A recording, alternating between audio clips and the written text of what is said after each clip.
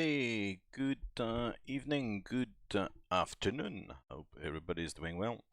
Welcome back. I hope you had a good week and enjoying the weekend so far. Here we are in Atlanta for week 10 of the NFL tour. Today to take the Atlanta Falcons to the Dallas Cowboys. Should be a good one. Hey, Jan, how you doing? Good evening. Welcome back. Ready for some more action? Yeah, here is Atlanta. Quite nice weather in Atlanta actually today. Nice afternoon, I guess. Yeah, afternoon time, just about actually. And yeah, on the Delta 1273, connected to VATSIM, of course. No ATC at the moment, but we'll see how it goes. Maybe catch a little bit of ATC later on. So it's a 1 hour and 40-minute flight, roughly 46. Yeah, 146, 36,000 feet. The alternate is Dallas Love Field, just on the other side of Dallas. And yeah, nothing really in particular. Weather is good here in Atlanta, as you can see. No major concerns, and in Dallas it's looking good as well. So no no drama today. We'll see what it's like en route, but don't expect anything too drastic. So. Hey, Nordic Pilot, good evening. How are you doing? Hey, Lionel, boa tarde. How are you doing? Boa tarde, bom dia. Yeah, I'm good, thank you very much. How about you? Hope the weekend is going well so far. Saturday night, so hey, Saturday evening. What else to complain about? Huh? Nothing really. So it should be a good one. Looking forward to this one, and it's the 777-200 LR today, which once again is not really operated on this particular route, but I will do it today. It's a very versatile aircraft, remember. So, without further ado, we'll jump in. We've got the catering doing a bit of topping up all the goodies. We've got snacks, we've got drinks, we've got everything we need, so it should be good. We'll jump in and get the show on the road. And we've got the fuel already on, 19 tons, which is good. And what else? Yeah, craft is loaded. We've got a zero fuel rate of 203.9 for a maximum of 209. So we're about maybe 5 tons below the max landing weight. So for 200 LR, quite heavy actually. But obviously, because we don't have a lot of fuel, then the aircraft is relatively light overall. Right, let's bring FS to crew and do the PF events. Hi, Captain. How are you today? I'm great. And nothing less than great. We'll stand out for the walk around. I'm out for the walk around. Oh, cool. Formula One as well this evening. Is it in Mexico? If I got this right? I'm not particularly following the Formula One, but I kind of sometimes see the headlines and stuff. I just have the vague impression that, oh, it's in Brazil, yeah. More or less the same, Brazil, Mexico, it's in Latin America. Very generally speaking. Yeah. I'm gonna get like, last week was in Mexico. I'm gonna get tortured for saying that Mexico and Brazil is the same thing, and it's not actually, but you see what I mean. Cool. Right, so she's off for the walk around, which is good. And meantime, I don't have the overhead panel shortcut on this. We aren't. Overhead. Oh, yeah. Let's reassign the key then. For some reason on chase plane, the key or button? It's a button.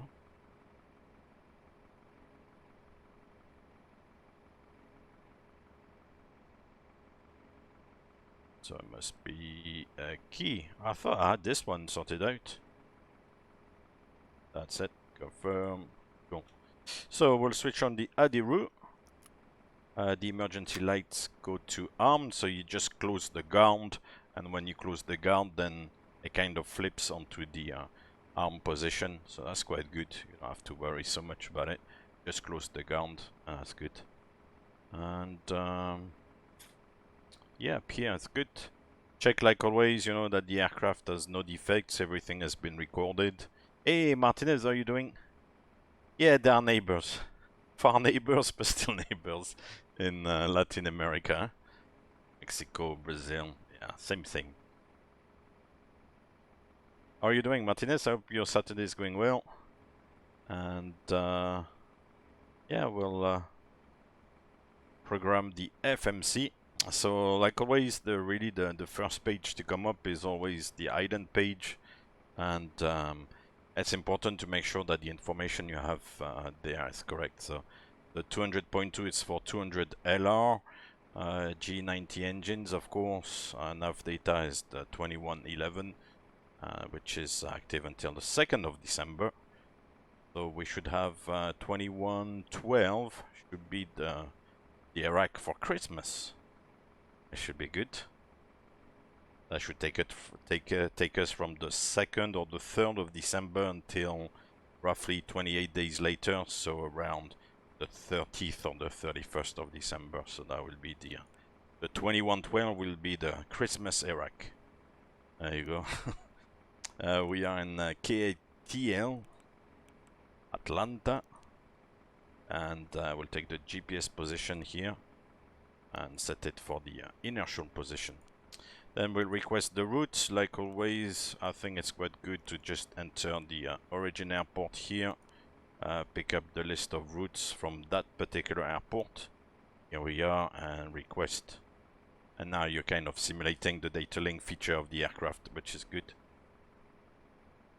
So the route is requesting, and it's requested, and the request is sent. Good. And quite straight away, it comes back. Route 1 uplink ready, so we can clear that.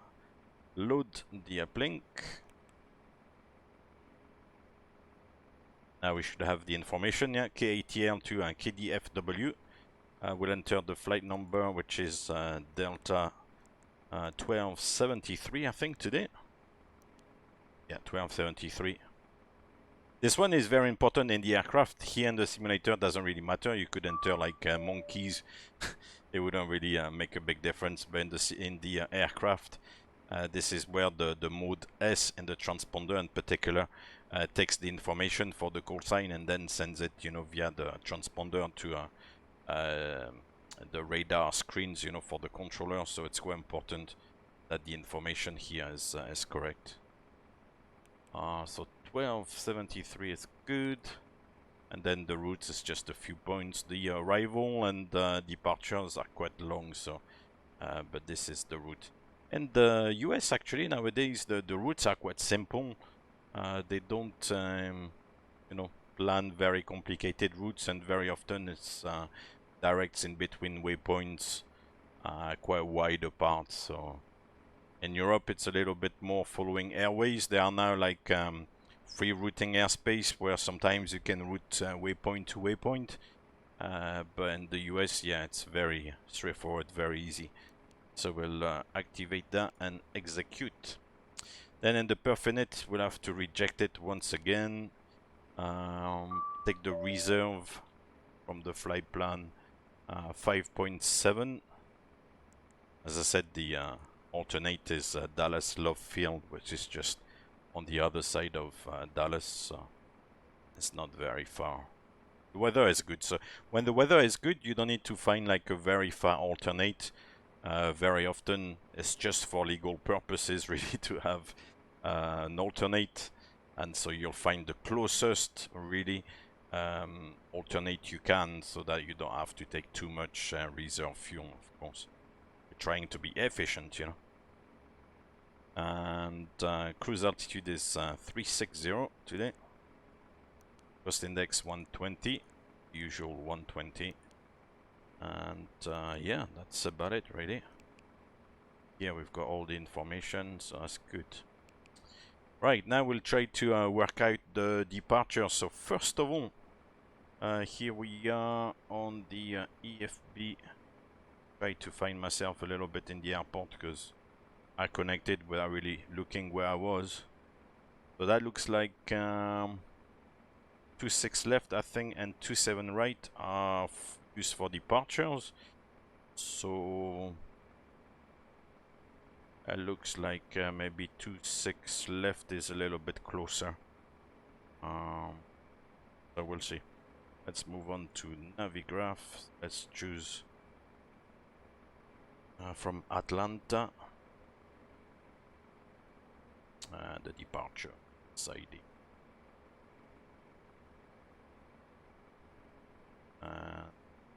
My plan, I've got that Kajin 2 departure.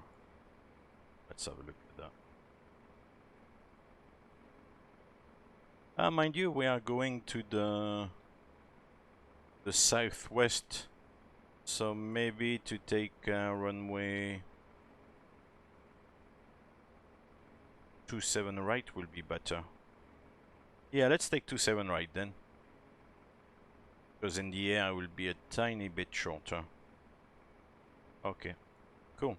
So that's the Kajin 2 RNAV departure, all runways, of course, because they don't want to, limit the departures. If they were limiting the departures only to certain runways, then if one runway is closed, then they cannot be used. So very often when they devised or when they design the procedures, they can put all the departure runways,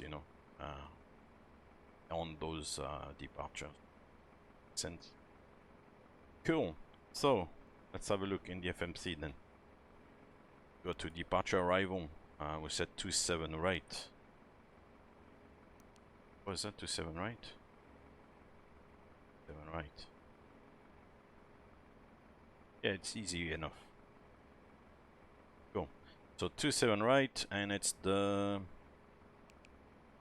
Kajin 2, the Stinger transition.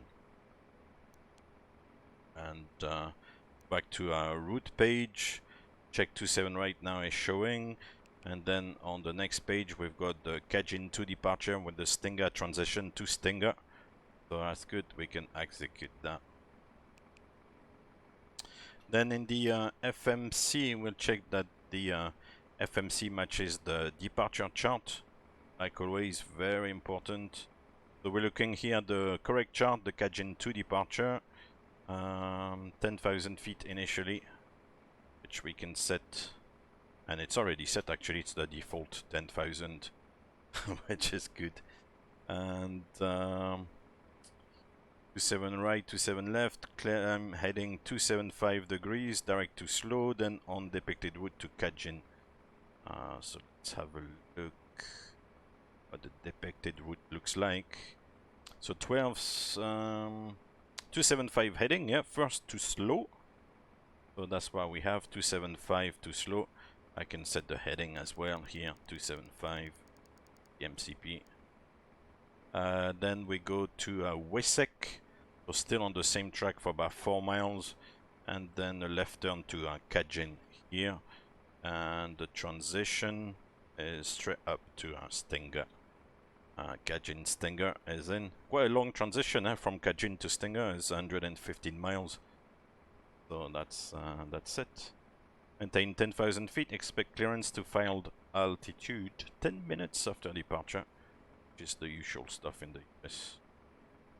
Radar required for non-GPS aircraft, nanani nanana, and all the frequencies. Atlanta, as you may know, it's a little bit elevated, 1,000 feet AGL, so we'll do 250 below 11,000 feet. We add up the airfield elevation to the 10,000, so make it 11,000. Right, so route data. I'm back then. from the walk around. Oh, Everything she's looks back good. from the walk around. And execute this. So we got the wind forecast, and then take the forecast for the descent as well, like so. Cool. nav radio page, we don't really need to put anything really.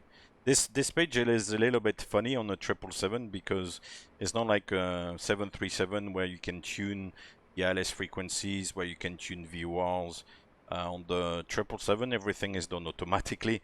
So this page is really to enter manual things if you really so wish to enter like a particular VOR or something. But it's rarely used because everything is tuned automatically. When you select an ILS approach, then it's all in there, you know, automatically. And when you're en route on the display, for example, it will pick up like various VORs along the route and tune to them automatically once again. So it's very easy. So it's not really a page that is used very often, but it's there, you know, should you need it. Progress page 642. That's good for flight plan distance of 712. So once again, because there's a long arrival on the other side and a bit as a cross error check or whatever the word is, just to make sure that the route is not too wrong. It's another way of checking the route. Yeah, on the 737 it's much more work because you'll have all your radios down here on the radio panel, and you'll have to tune the radios and all that stuff. Makes me think, once again, I've lost radio panel and I've lost my key. I've lost all my keys today. Cool. So yeah, you would have like the ILS radio panel, you would have the VORs here on the 737. Yeah, it's just actually the VHF radios. That's pretty much it, which is cool. Excellent. Right, so this is done for the FMC progress page. Then we'll do a route copy, route 2, then display route 1 again, check any outstanding uplinks, and then end the fix page. Yeah, we don't need to put anything really. Cool. So leave it at that. Let's see what the timeline is. Hi guys, can we start boarding now? Yes. Thanks. Problem. So let's close the catering doors indeed.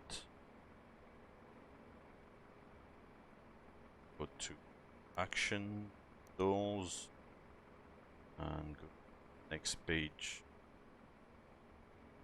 Ah, what's going on here? These two, we get rid of the catering, and then we'll request the boarding. We're not gonna board 400 passengers, we're gonna board, say, 30. Cool. Continue the timeline. Gonna do the pre-flight flow. Excellent. And so we'll the briefing for FS2 crew, so the FS2 crew knows what we are doing. And yeah, the 787 and the 777 is still something you know, that I'm looking forward to. I'm not really sure to what extent I might be able to fly it, but certainly looking forward to it. Yeah. But still going ahead, pretty much. But the plans are still a little bit fizzy, you know, it's not really clear what's gonna happen and the way that the fleets are gonna be split and all that stuff, so. Alright, so yeah, we'll go from the start. The ASD is as the transponder on the ground, we'll keep it. Reduce thrust, flaps 5, packs on, anti-ice not required, NADP not required. Thrust reduction I think was 1500, Axel 3000, SID, and concerns all of them.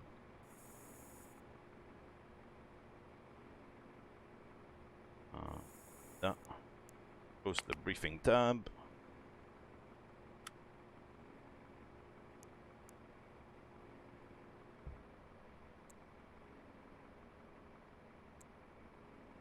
Right, and well, FS2 crew is finishing to prepare everything. got the performance on the side here. I think it was flaps 5. It's yeah, cool. TCAS test pass. Gas test pass.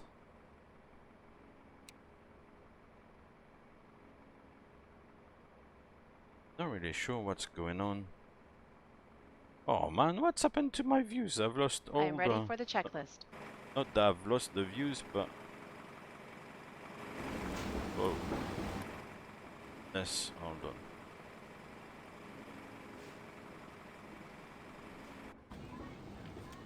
If I go here... Oh yeah, otherwise I've got to use the freighter views, which is pretty much the same. That's the joys of chase plane. Huh? Right, so we're gonna board, I think, and we've got the bags and stuff coming on. Cool. So she's ready for the checklist. Let's do the checklist. Pre-flight checklist.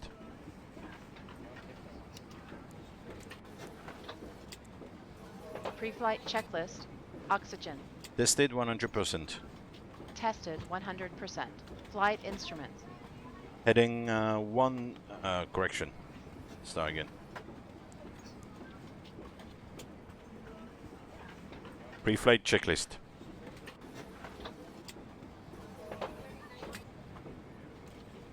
Oh no. Here we go again.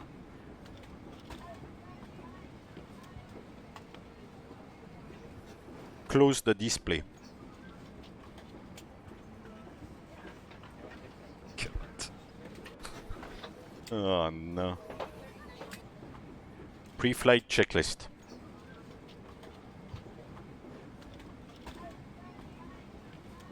Pre-flight flow.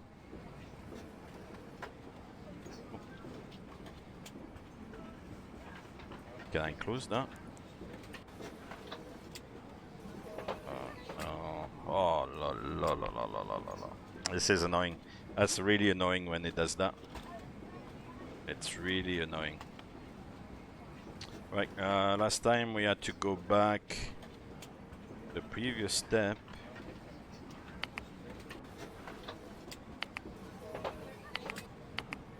Oh, that's the first step.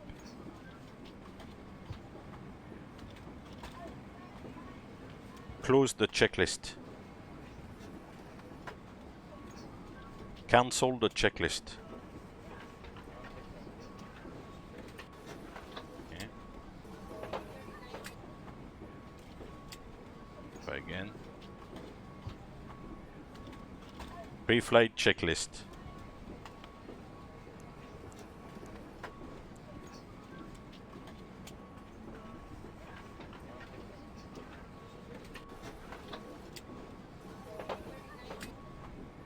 Set and checked.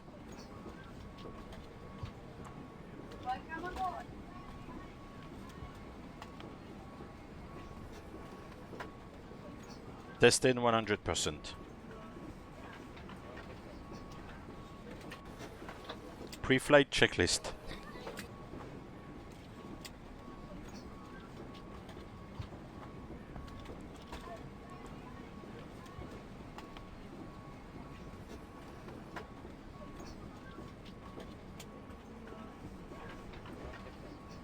Are you there? Fuck's sake. My friend.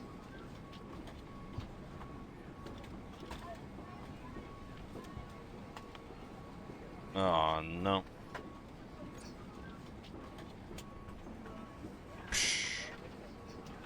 Pre-flight checklist.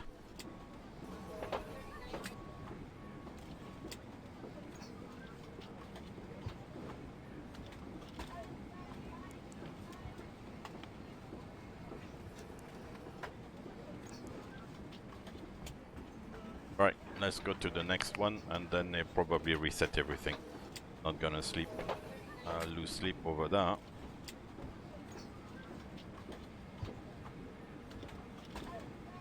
Before start, checklist.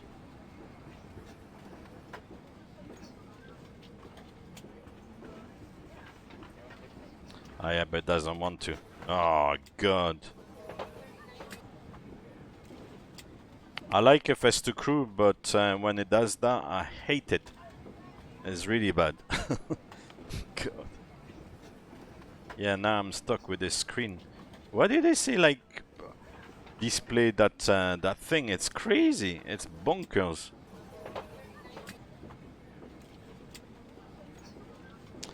Switch to the next option.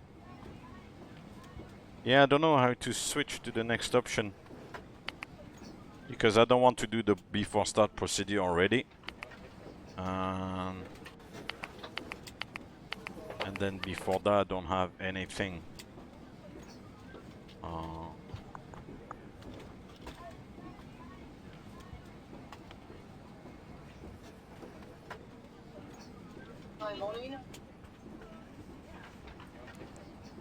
hold on.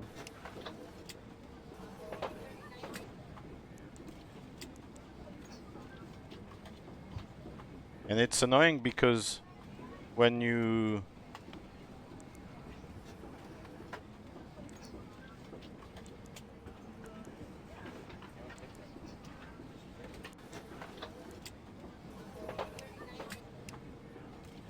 it shouldn't leave you that black screen, if you see what I mean. Anyway, I think with the next checklist they will do it. No, I don't know who Alphonse is, and I don't really give a shit, to be honest. So, thank you very much. Zero fuel weight is 203.9. So let's do that. 03.9.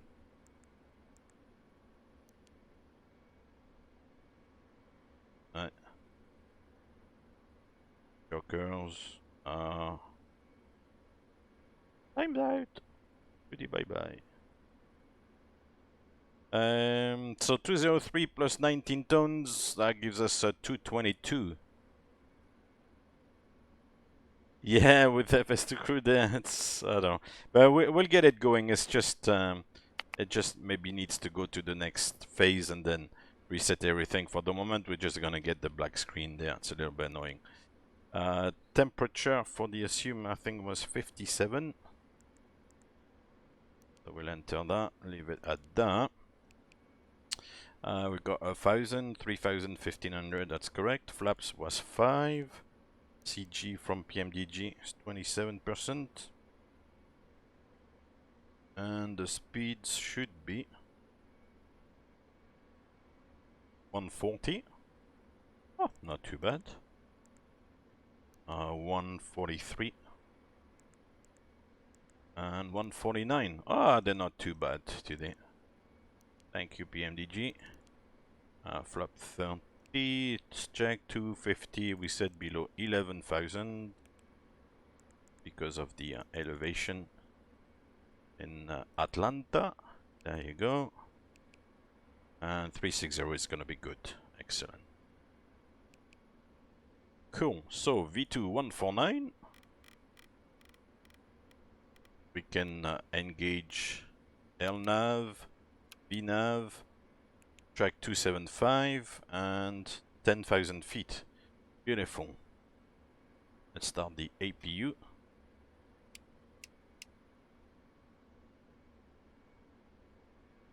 And let's accelerate the timeline. Ladies and gentlemen, welcome on board today. As you locate your assigned seats, please place your smaller items. I think I'm gonna have to reset the audio as well, of all things. If you need assistance, contact a flight attendant. If you are unable to accommodate any item in the cabin, it's on strike, today. We will check it for you. Also, review the safety instruction card in your seat pocket. If you are seated at an exit seat, also review the exit seating criteria. Oh, with the 747, it would crash the thing. Oh, God. That's no good. Reset that. Audio test in progress. Left speaker test. Right speaker test. Audio test complete. Okay. They didn't come to ask if they could close the doors. Anyway. We'll get it back running.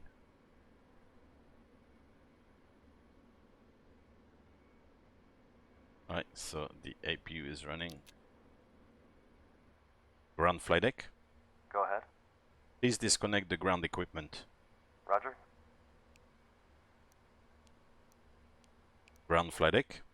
Go ahead. Can we pressurize hydraulics? Roger. You're cleared to pressurize the hydraulics.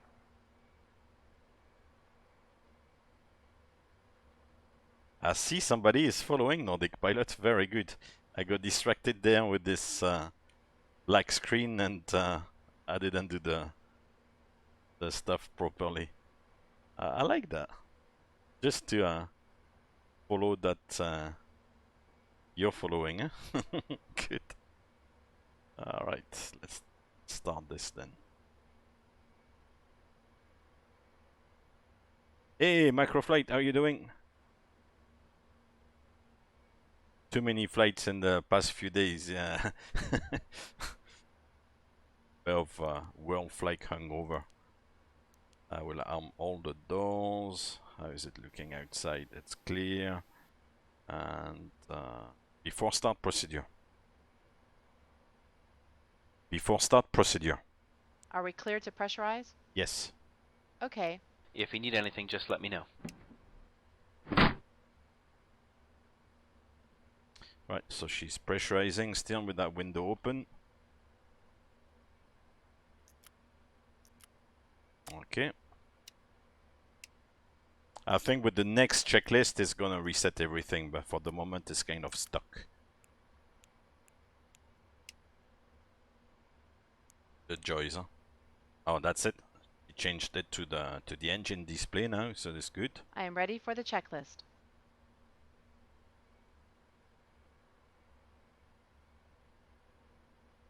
Before start, checklist.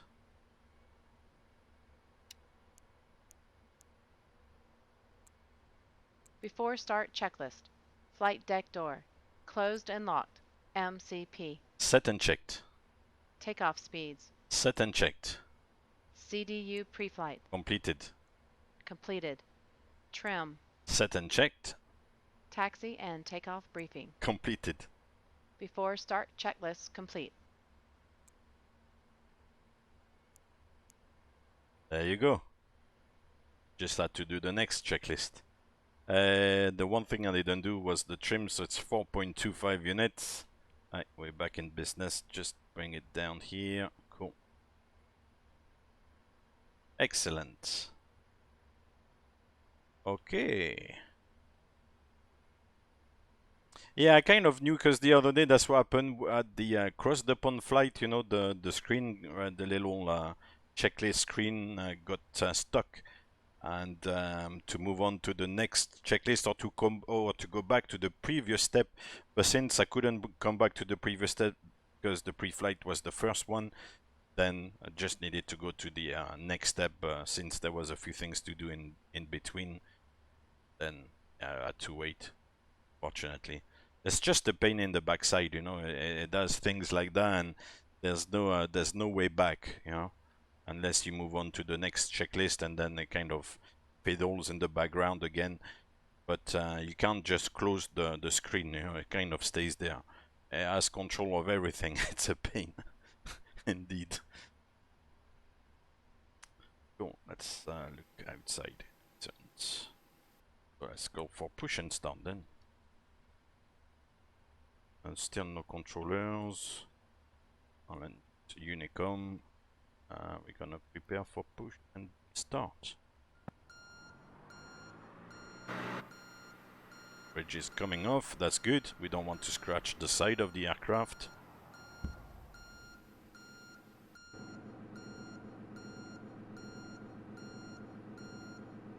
We are in business eventually. Ladies and gentlemen. Hello, Captain. We're ready The for problem is fixed. Imagine if in the aircraft we had, like, you know. That's why I'm saying it's a totally like different game here, you know. I feel like a monkey pressing buttons and talking to a machine, yeah.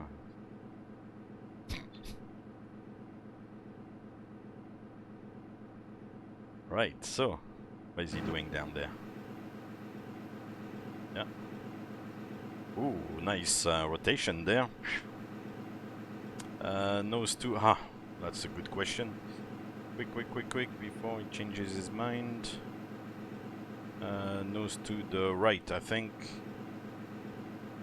Nose right. Departure check completed.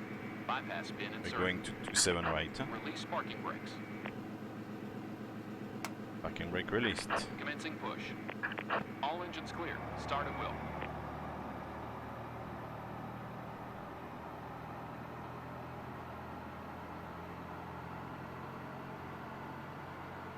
Start sequence is 2 then 1.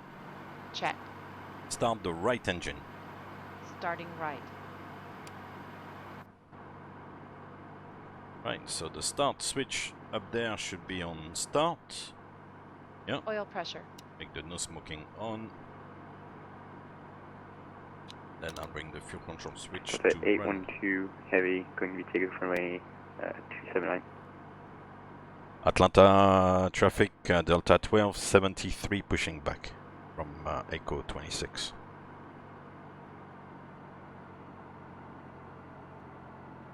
Yeah, it's a little bit like a game. That's why I don't really compare this to the actual real flying, because there's really an element of play and game, and it's totally different. That's why I don't really feel like I'm at work, because it's, yeah, I'm sitting at the desk here, chilled out. I can have, you know, I've got no pressure whatsoever, you know. So that's why people sometimes are wondering, oh, why do you do this? Why do you do this as a living and stuff? It's, although it's the same, you know, theme, if you want, but it has this element of play and game, which I don't really have at work, you know. So it's true.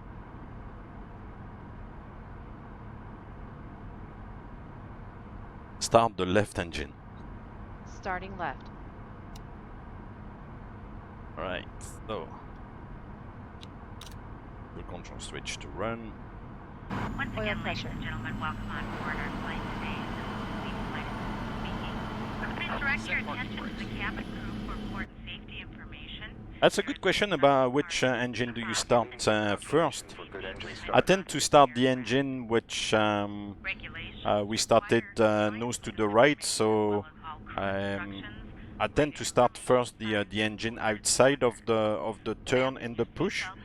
So by pushing nose to the right, started the right engine first. If I was pushing with the nose to the left, I will start the left engine first, if you see what I mean. So the outside engine first and then the inside engine. But there's no right or wrong. Very often, I mean, I used to do 2 and 1 regardless of the position.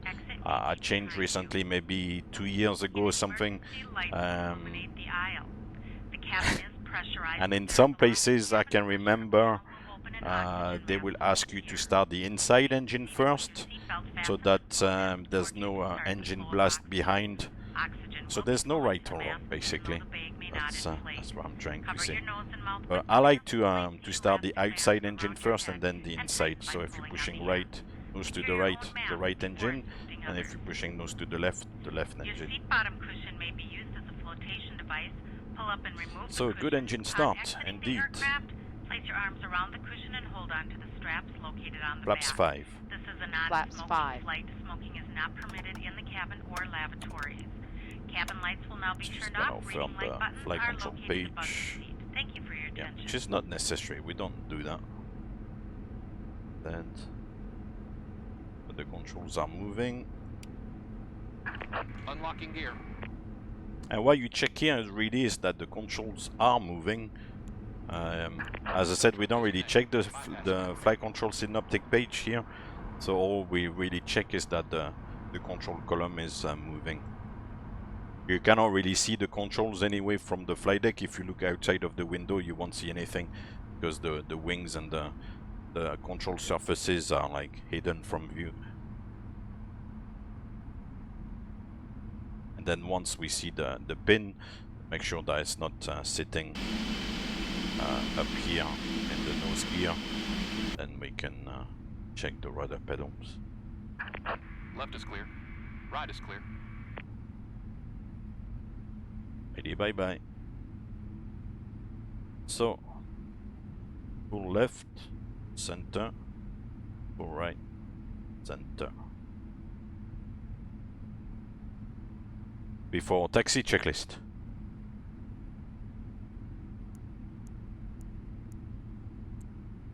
Before taxi checklist. Anti-ice. Auto. Recall. Checked. Flight controls. Checked. Ground equipment. Clear. Before taxi checklist complete.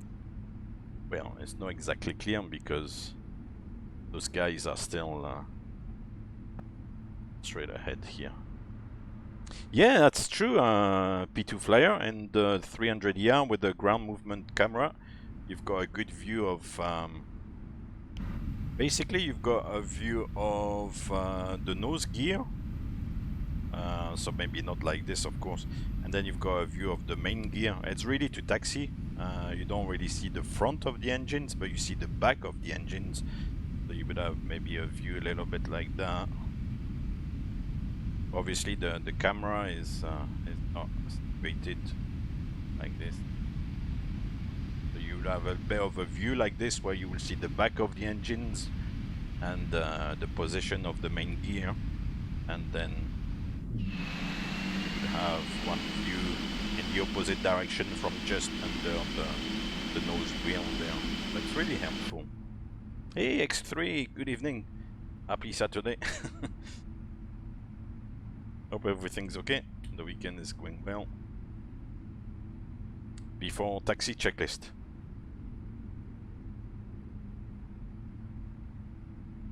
Before taxi checklist.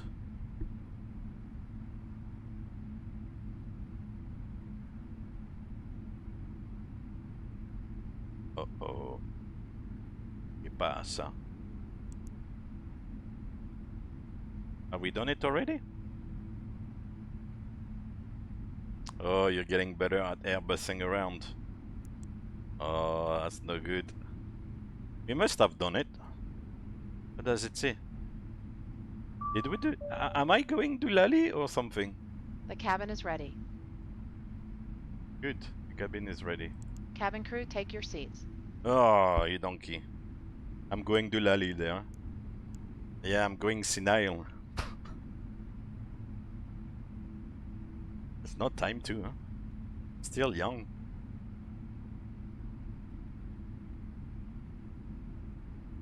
What should we do, huh? God, if I'm going senile already. Oh, you're eyeballing a 747-200. Nice. Right, so we've done that checklist then. Clear left. Clear right. That's why you didn't want to do it again, you know. It was like remaining quiet, you know. And the first officer is like, before taxi checklist. Sits like this, like looking, not saying anything, thinking. This guy is getting crazy. Why is he asking for the checklist again? Anyway. Atlanta traffic, Delta 1273, taxiing to runway 27 right. At least you are following, Hiyu. You are following, that's good.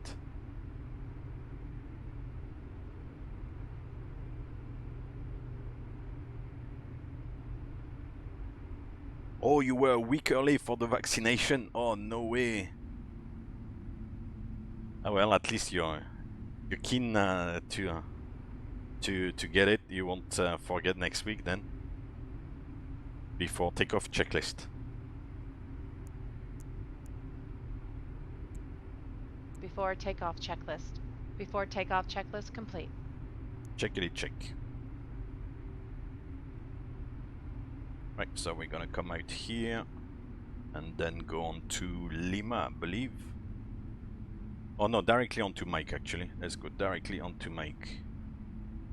Try to follow the taxi line.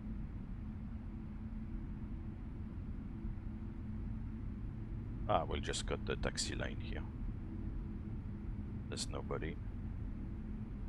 Not murdered anybody here. Don't do that at home. Dallas today, yes indeed. DFW.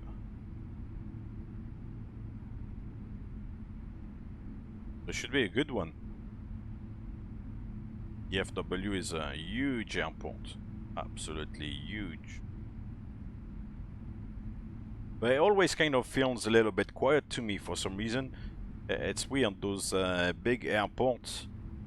There's like so many runways and stuff. It's amazing, but it's very quiet most of the time. Well, it feels quiet. Last night, yeah. Last night I was in the actual aircraft, so cannot be everywhere.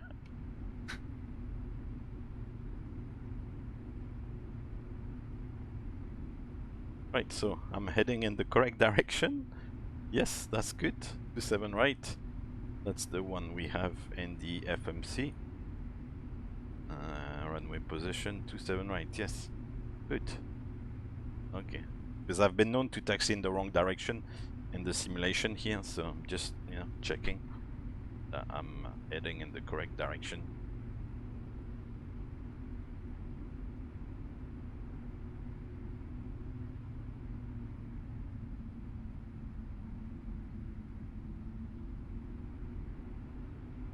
I still have to leave a little bit of thrust to taxi, just a tiny bit, because otherwise it slows down for some reason. So.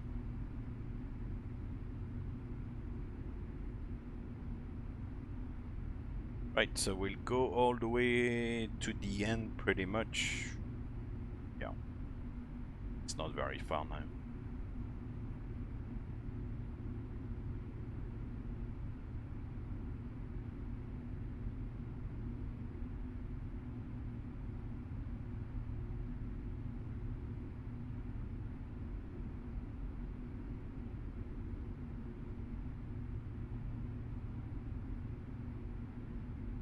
Hey, Ralba, good evening, how are you doing? Welcome back. Yeah, it's okay, you've not missed that much, it's just time to get it going on the ground above a FAF today with FS2 crew, so it's alright.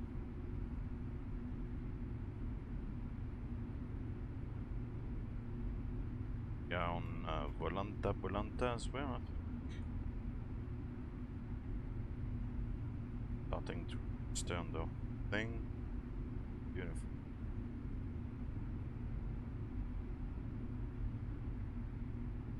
Cool, so it's gonna be, when is it? This one straight away or not? The second right.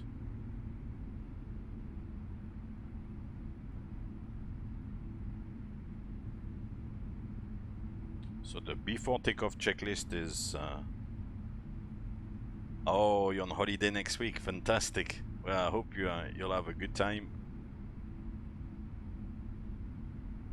It's always important to enjoy your holiday.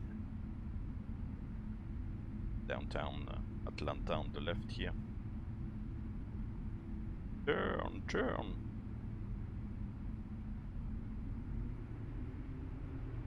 Atlanta traffic, Delta 1273, rolling runway 27 right.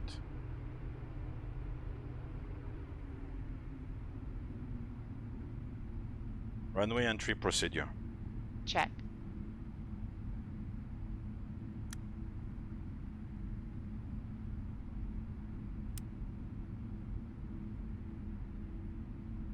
Seven right. On runway 27 right. Bring the thrust about 55%. Takeoff. Check. Thrust ref. Thrust set. Check. Of course, it's gonna go like rocket. 80 knots. Hold. Check.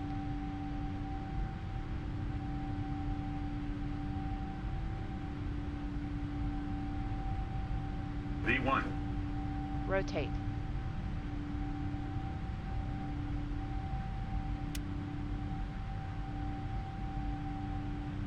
Positive climb. Gear up.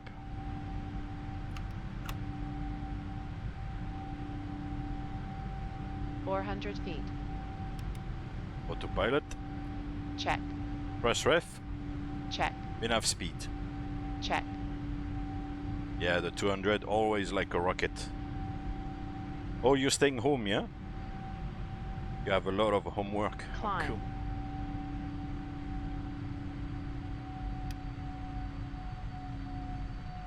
Right. Atlanta traffic Delta 12 783 departing 27 right on the Cajun 2 departure to the southwest, climbing level 360. All the way now. ATC.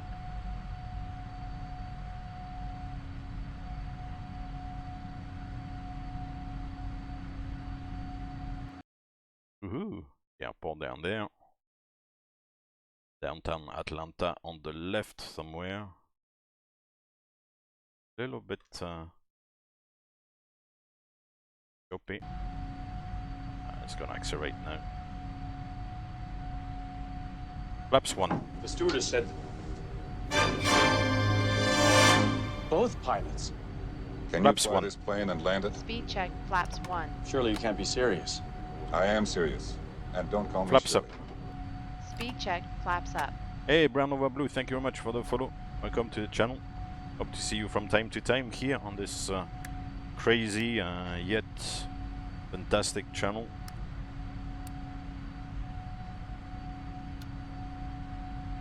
After takeoff checklist. Don't touch. Approach armed. After takeoff checklist. After takeoff checklist complete. Don't need to arm the approach. Oh. Enough. Don't touch the button like this. The power reduction, Leonel, is either 1,000 feet or otherwise 1,500 feet above the airport. So today, because the airport is at 1,000 feet of elevation above sea level, then it would have been at 2,000 or 2,500. Today I had selected 2,500, so it would have come up at 2,500 on the altimeter. Then the thrust would have reduced from takeoff to climb.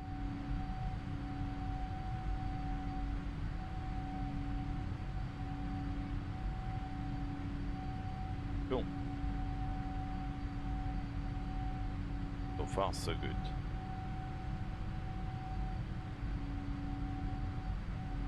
$10,000 feet.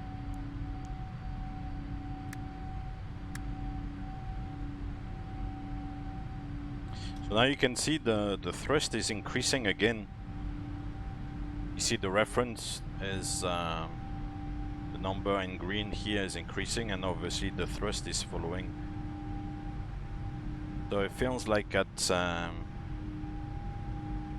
about 10,000 feet it starts accelerate. Well, it starts increasing the thrust here for some reason.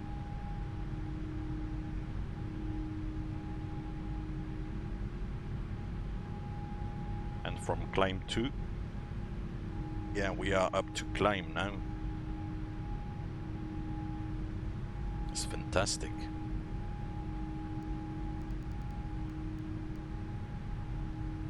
Seatbelt sign auto. Seatbelt signs auto. Cool.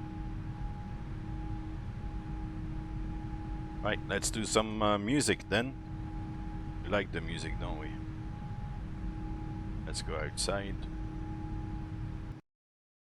Let's do some music.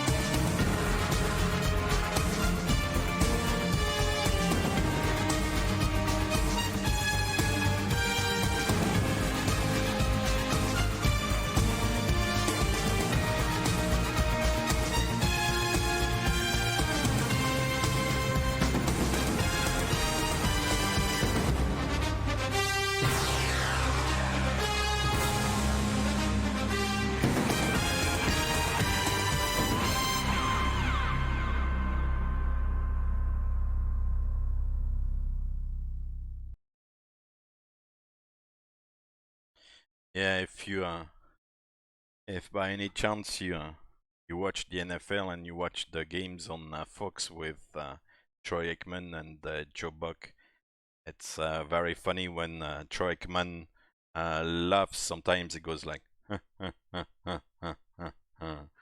don't know if you have ever noticed, but it's funny. It's like the way he laughs sometimes in the background. There's like, it's like he's possessed. Anyway, nothing like a Saturday night. Yeah, it's Saturday night. I know. Yeah, it's a college night. Yeah. Oh, we missed the transition altitude. Having so much fun there. But 18,000 feet, we set the altimeter to standard. Yeah, climbing now to flyable 360.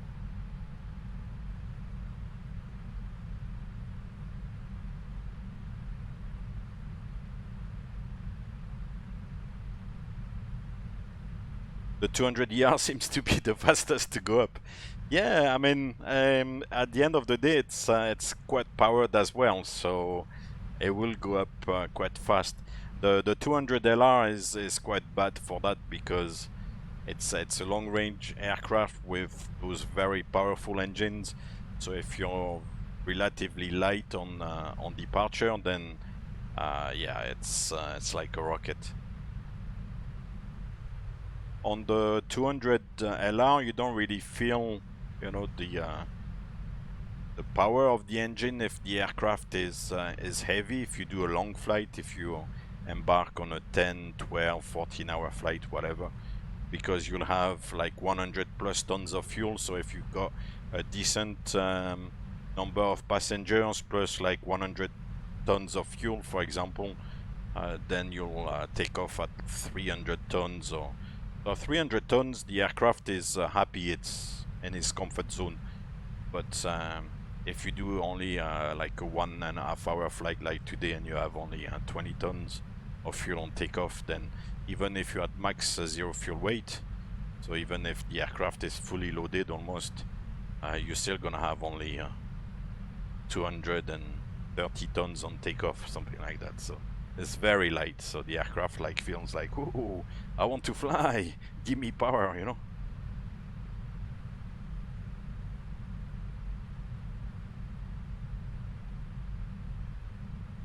Yeah, on a short flight with a 777 freighter. Yeah. Oof. Yeah, the 777 freighter as well. Empty or with very little on. Oh god, it's like it's climbing at 6,000 feet per minute, which is not very comfortable actually. It's too much.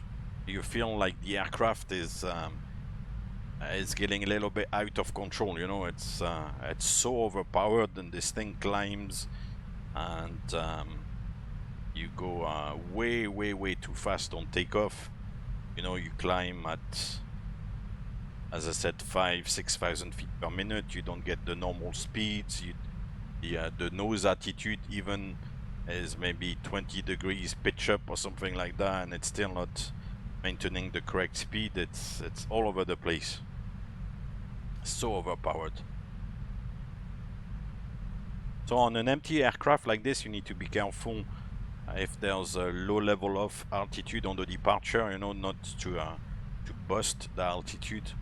So very often it's a good idea to ask, let's say if on the SID there's a restriction, let's say 3,000 feet, maybe it's a good idea to ask for a higher altitude, you know, so that once you have cleaned up and everything, and then it's okay to level off. But if you have to level off at 3,000 feet, for example, still with the flaps and stuff, it can get very messy. So yeah, it's a good idea.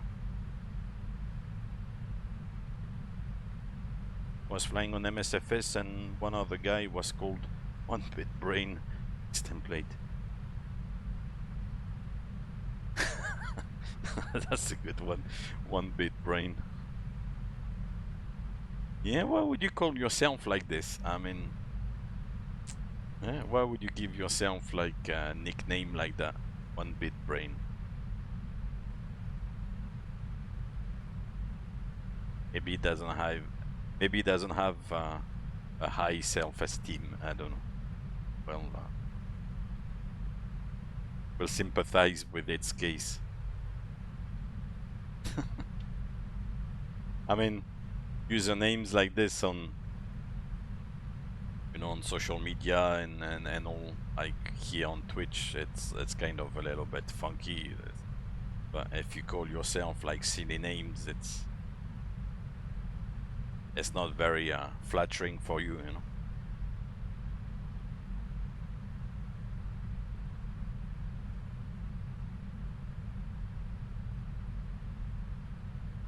And that's already, oh god, vertical speed. 1,000 feet to level off. Already? God. And wow, I start the timing just before starting the takeoff roll. It's 12 minutes. God. What is this? In 12 minutes we got up to 36,000 feet. That's amazing. Hey, Crooner 777, how you doing? Good afternoon. Welcome back.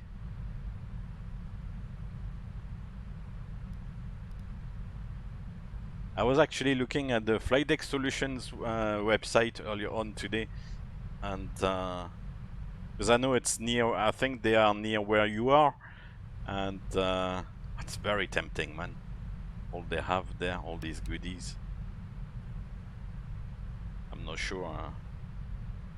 This is the other half, Mrs. Nav, will be very happy if I start getting into like some sort of you know, fake flight deck here or whatever, but very tempting. Oh, cool! You're planning your food for the week, so cooking all the food for the week. That's good. At least yeah, that's something less to think about during the week, and you're all planned out. So that's good.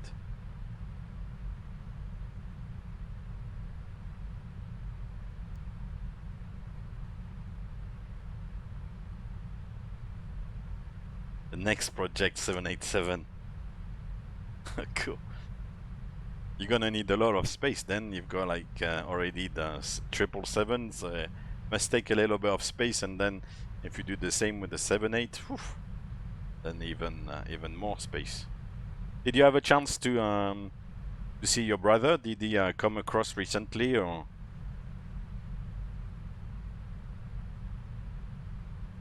Because I know you told me from time to time he does the flight, so that's a chance for you to catch up a little bit.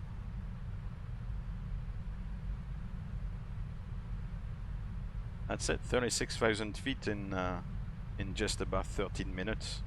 That's beautiful. Oh, you can sell the 777. Ah, you're neglecting the king then, huh?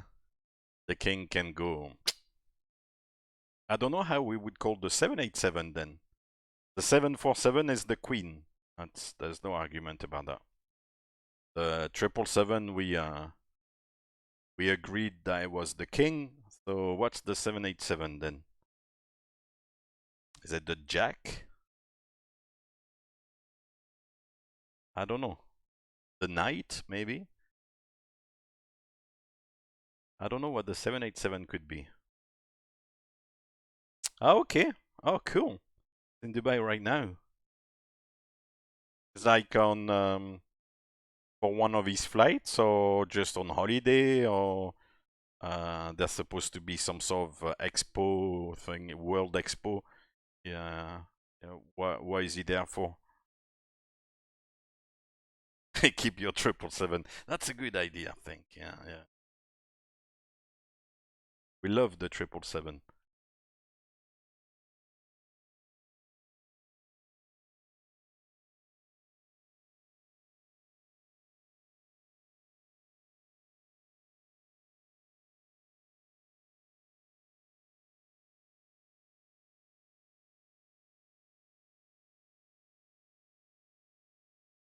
Funky clouds. The clouds are bubbling.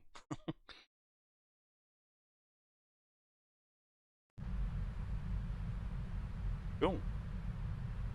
We are real time, yeah, 1903. Landing 2018, so just over an hour, so it's not a bad flight. It wants to step to 380. I'm happy where I am here. Oh no, that's a flight that is he bid for. Okay, so he's there for work basically. Cool.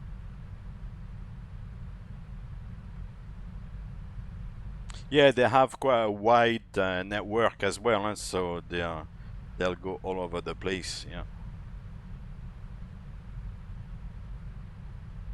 So no,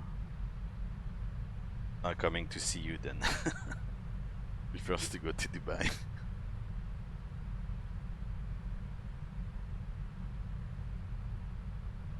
Wow, and that's still not even the end of the transition. Remember, we had the Stinger transition there on the Cajun 2 departure. So we came off here to Wesek, then to Cajun or Cajun, and then to Stinger. We're still not at Stinger, and we are already at 36,000 feet, and amazing.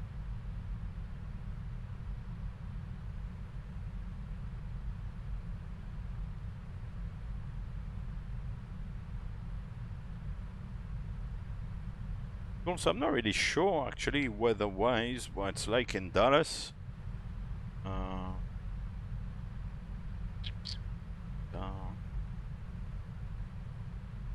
DFW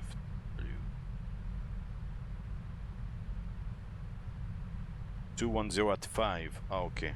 14 degrees in Texas. Nice.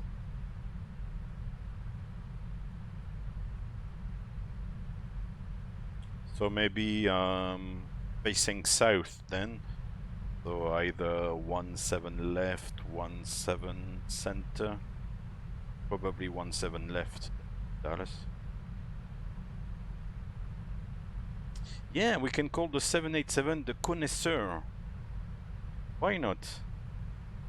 That sounds sophisticated. Yeah, the Connoisseur. That's a good idea.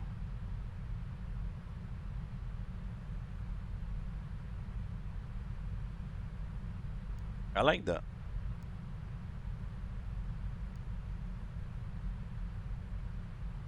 Right, so today I'll try not to fail the 2 generators plus the backup generators.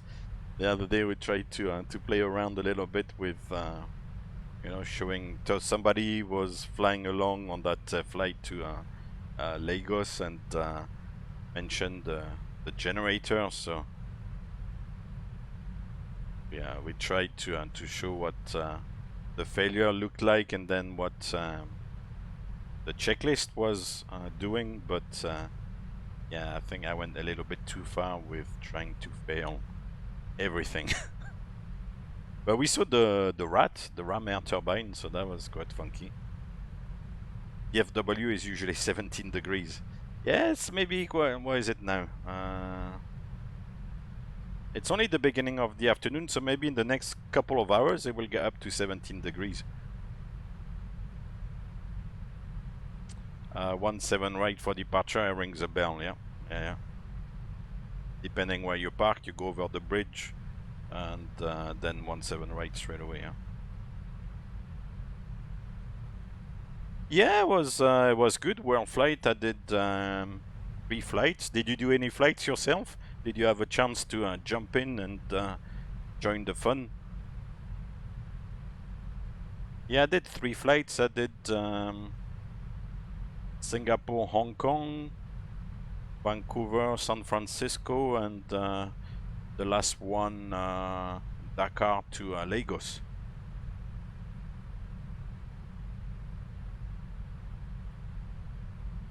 So in between like work and doing other things at home, then yeah, this year. I'm not really sure how many people they have, for example, for the UK one or the one in Australia, how many people are flying those sims, and you know, what the schedule is like. Oh, that's a shame you were working all week. It's not easy. Also, some of the legs were quite long, so if when you're available they have, I don't know, a 5-hour leg or 4-hour leg, maybe also it's not easy to find the time to do it, so I can understand.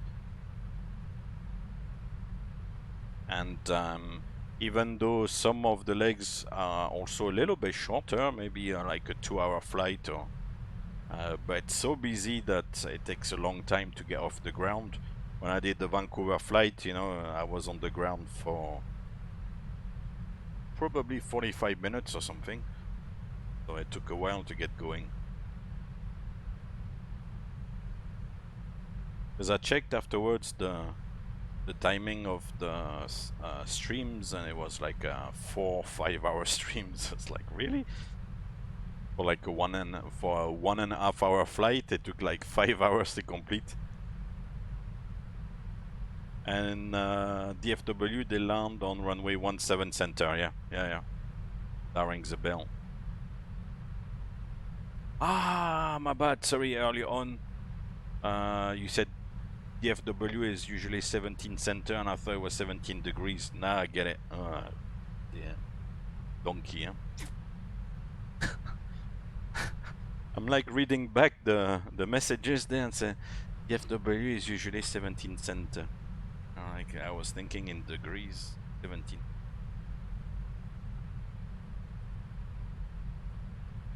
We still do, yeah.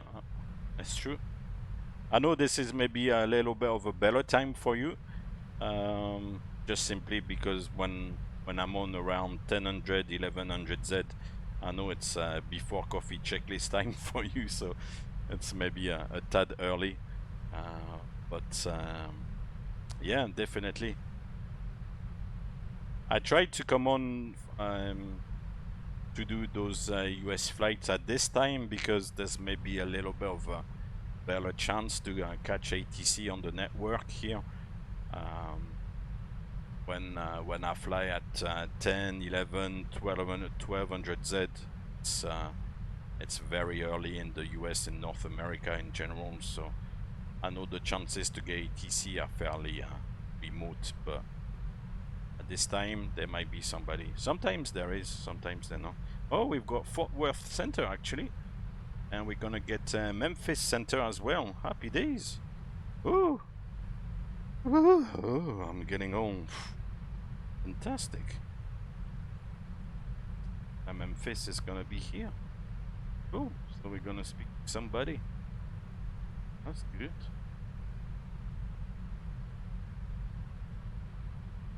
We just oh, we passed Birmingham in Alabama.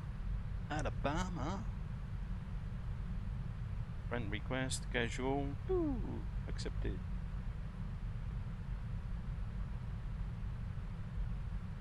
Oh yeah, Mississippi. Then Fort Worth. Oh, so apart from Atlanta and a little bit over like Alabama here, but then we're gonna get Memphis control and well, Memphis is Tennessee, so but down in Mississippi there. So Alabama is Birmingham. Auburn. Auburn is it where the university is? Auburn. Famous for the football, since there's a football theme here going. University, Birmingham, that's Alabama. And then in Mississippi, I think there's an Oxford, I think where Ole Miss is, but I'm not really sure. I don't know where, obviously, except there. Anyway, I'll tune to Memphis. It's 13365, I believe.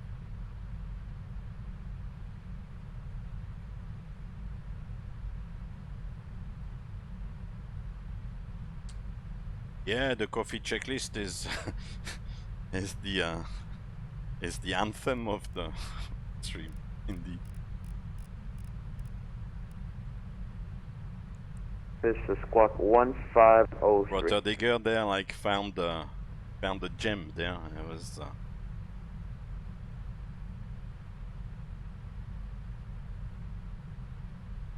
Oh, you're up usually already or between 4 and 5. Okay.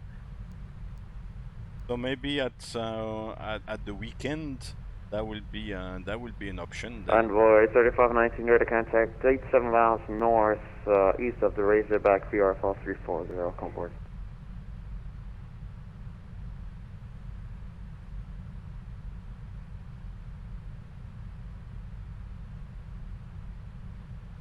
Memphis, good afternoon. Delta 1273, level 360.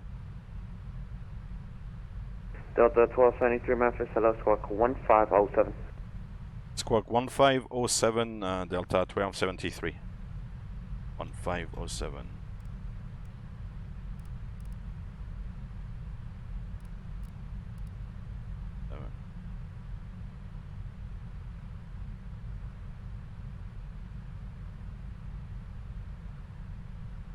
Yeah, he invented them. Delta 1273 Memphis, Center, to contact 61 miles north of the Meridian VR Fall 360. Welcome aboard. Cheers. Cool, so he's got us, and then we'll go on to Fort Worth. It's Fort Worth Center.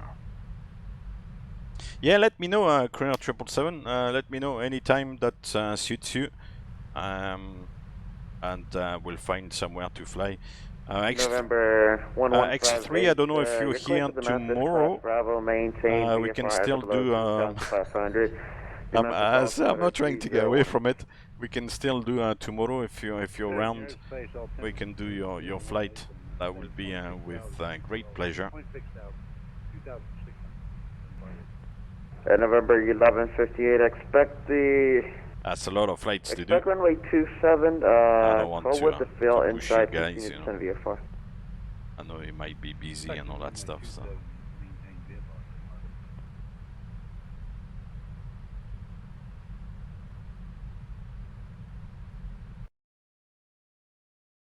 Little bit of the wing. Very clear in the US. Must be a high pressure sitting, keeping the weather settled. Yeah, X3, are you still on or you're gone? I don't know if he's on or gone.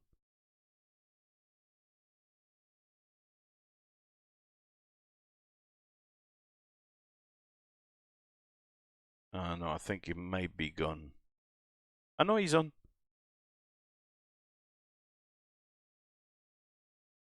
No pressure. Want to do a flight tomorrow? You have to do the flight tomorrow. Yes, yes, come on. The VIP, yes, the VIP. As up, I mean, it's all honorary or whatever the word is. But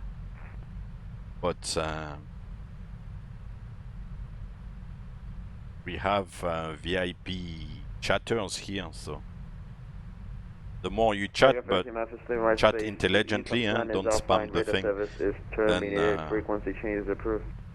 You become a VIP, because that's, you know, the chatters kind of help making this thing lively and interactive and interesting somehow. Because otherwise, if I had to talk to myself all the time, it will be a little bit American boring. 50 Memphis. So, this is American 716. so we like to have contributing chatters here.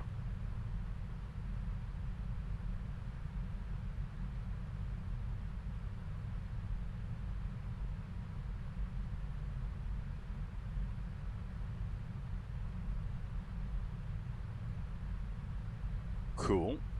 So we are about an hour away from landing. 2020, yeah, an hour away. So we'll start gently but surely looking at the arrival.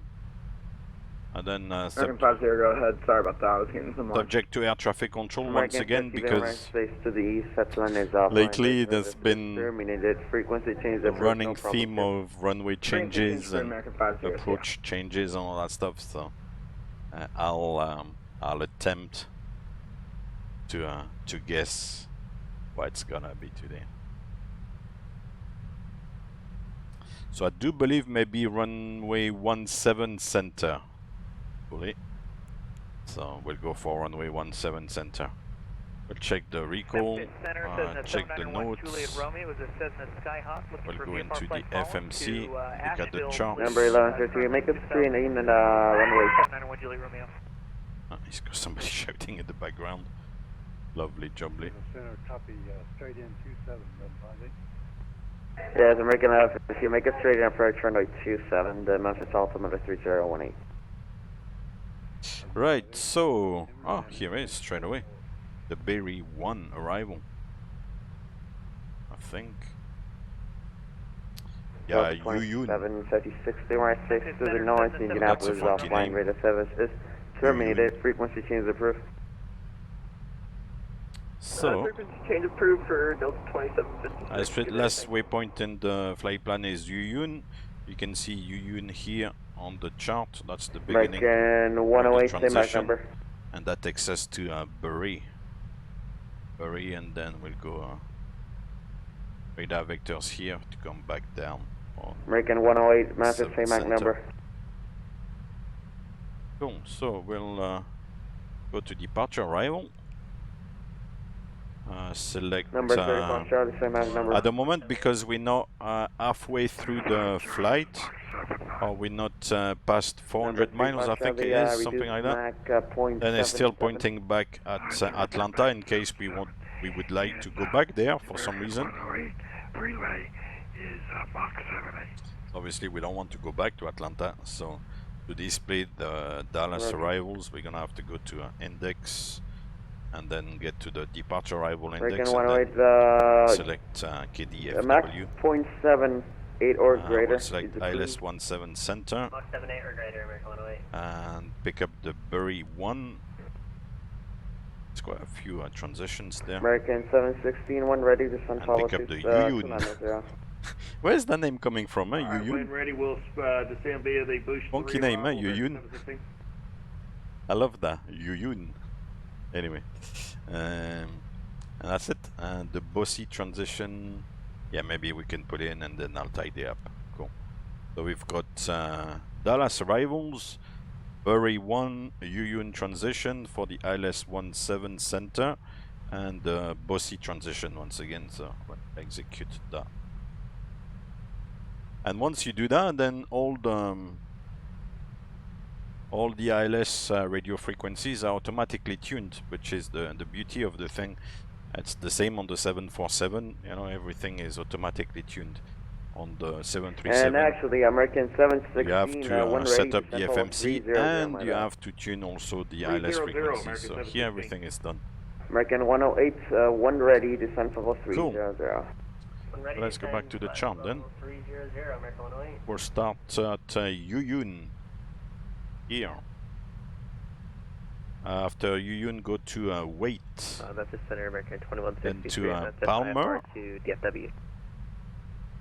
Memphis Center says 7991 Juliet Romeo is VFR request. So far, nothing. Notes. American 2163. Got, outline or outlane. Okay. And after that, we've got VO. Also, here are all the restrictions now. Oh god, there's like a ton of them. So VO is at 290 knots in magenta there, and then in blue you've got bracket of levels 300 and 240. Clearance is available. What's your comment?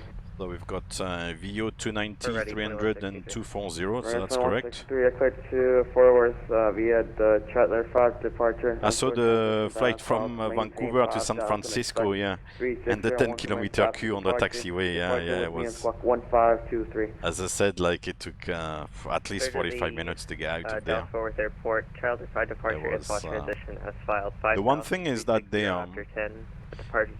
were applying a gap of 2 minutes and a half, I think, on departure, so they were only letting one aircraft take off every 2 minutes and a half. So at some point, I think I was number 10 or number 15 or something like that, so it took a long time. I can see the point, as I explained that day, you know, to leave like a big gap like this in between departures, because those flights are a little bit it's a little bit not really real, if you see what I mean. In real, you would have, even if the traffic is busy, you would have flights going in different directions, going to different destinations. But here on those world flight, and when there are city pairs events on VATSIM, everybody goes on the same route, you know, see what I mean? So you've got basically a convoy of aircraft on the same direction, and it's, for the controllers, then it becomes very difficult to control all that stuff. Oh, cool! You did the flight from Toronto to Montreal last night with the updated software. Oh, that's cool. Will be a nice little flight to do some testing, not very long. Gives you enough time to see if everything is working according to plan.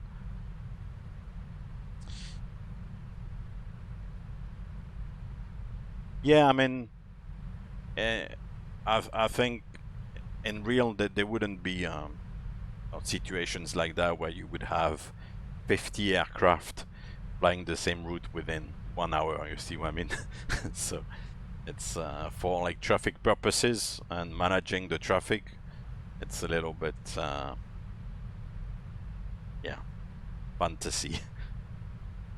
52 minutes, yeah, up and down gently, nicely, that's good.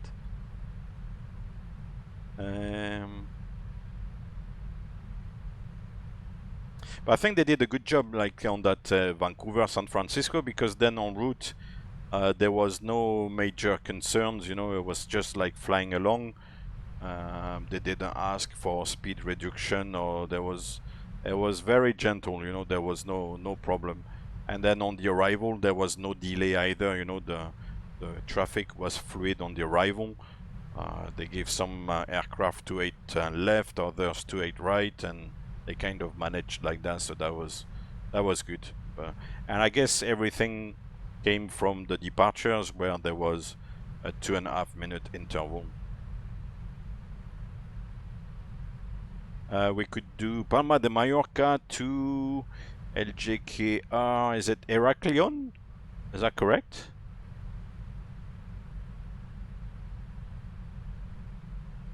Oh no, Corfu. Corfu, okay. Yeah, we could look at that. Yeah, that's a good idea. Hopefully in Lepa I won't be called CUNT. Last time I flew into Palma on VATSIM, we had a bit of a close encounter with somebody else. Oh, take it like that, you couldn't. So. That'll be good. Yeah, but be ready to contact yourself. Yeah, I'll look if I can find all the sceneries and all that stuff, and I'll let you know. You are on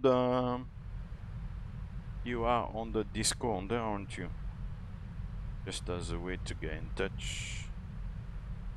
Crooner, are you on?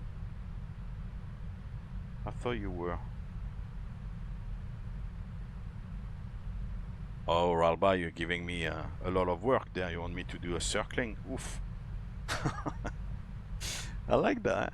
Come on, you should work harder. ILS is too easy. You should do a circle to land. That's nice. Circle to land we want to see. Yeah, I thought I'd seen you on the... Brunner, I thought I'd seen you on the Discord.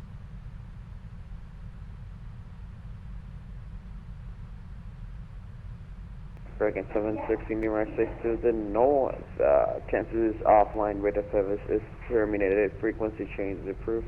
Oh, that's okay. That's you. Okay, hold on. St. Louis is landing north, and radar service is terminated over to 22.8 American 716. Thank you. I don't know what they're landing. Casey is offline. See ya. And there's a dog in the background there. Copy that. American 716. See ya. Memphis Center, Walker 1241, flight level 360, about 60 miles south of the next. Oh yeah, here we are. Cool. Okay, I think I joined. Happy Walker days. 1241 Memphis, hello, squawk 1550. Right, so we can coordinate like that. That's good. 1550, Walker 1241. Right. So where were we? Never a good question to Number ask. 35 Charlie 1 ready. Oh yeah, Bury. Level So we did 300. VO, then Bury 280, 230 and 200. That's correct. Then we go to the bells at 270 and 17,000 and 15,000. Number 35 Charlie 1 ready to settle maintain. Then to 300.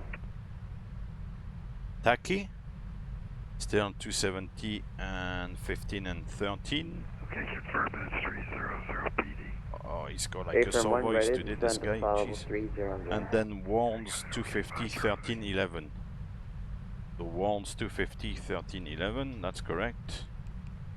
Told you it was complicated. And then to Dietz 220, 11,000. That's good. And then we go up to Wood and Edmund. So Wood, Edmund. That's fine. So altimeter setting inches, transition level level 180, radar required, turbojet aircraft only, which we are. This one is for use when Dallas-Fort Worth International is operating in the south flow. That's what we are expecting.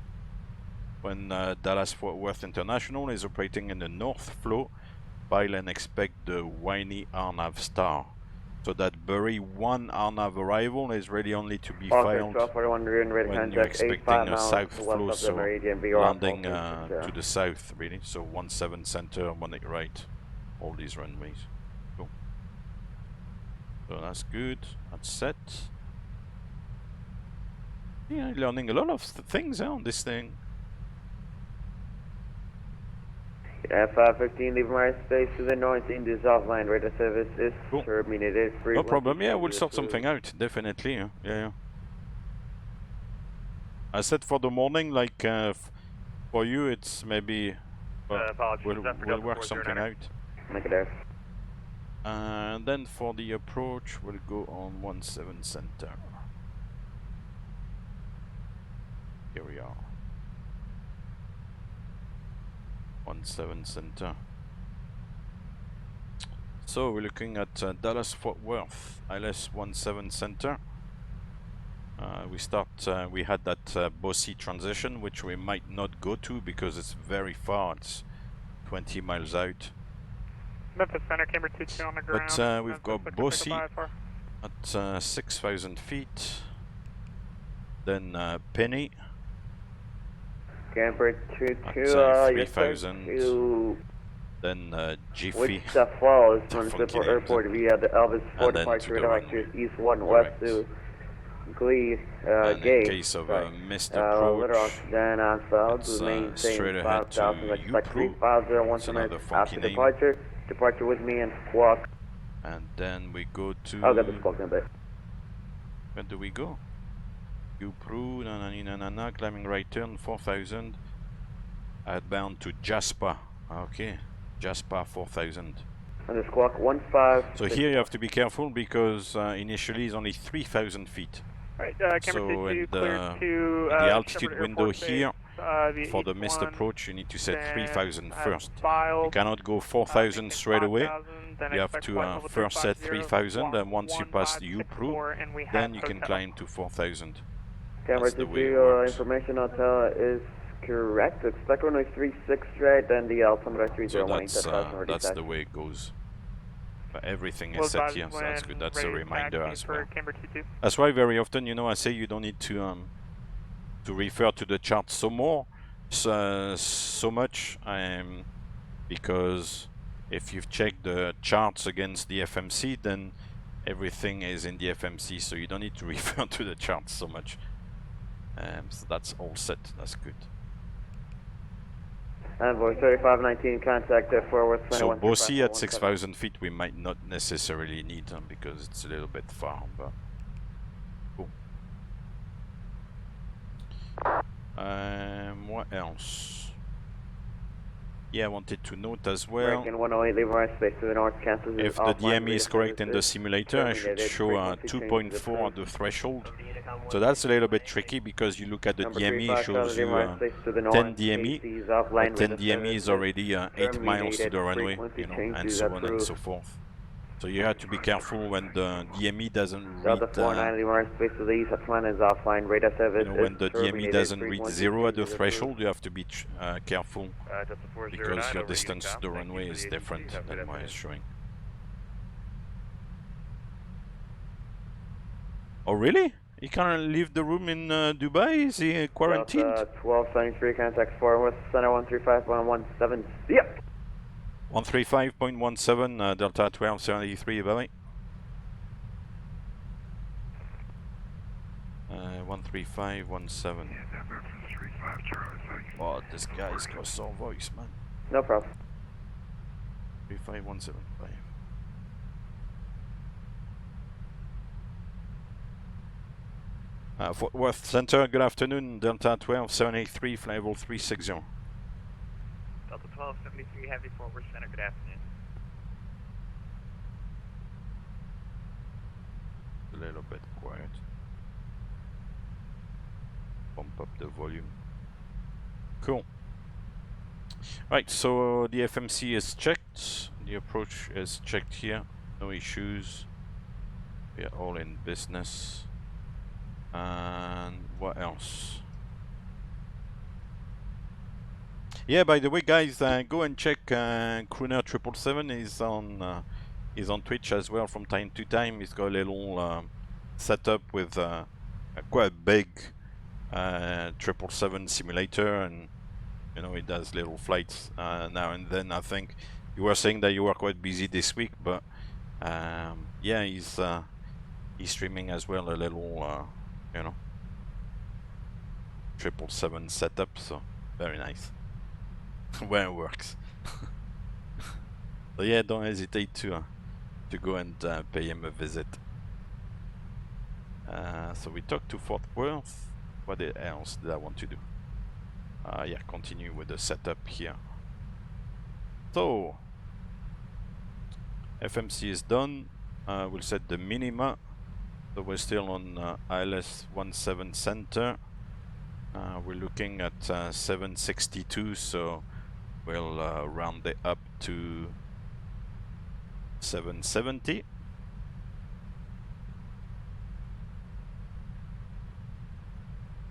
I'm not really used to setting the minima with those numbers, like for example 762. All the minima I see on the charts usually is like a round-up number, so 770 or 760 or something like that. If you see what I mean. That 762 is a little bit weird.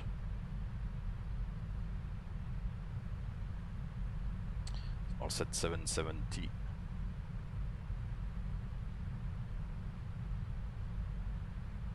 Cool, like this.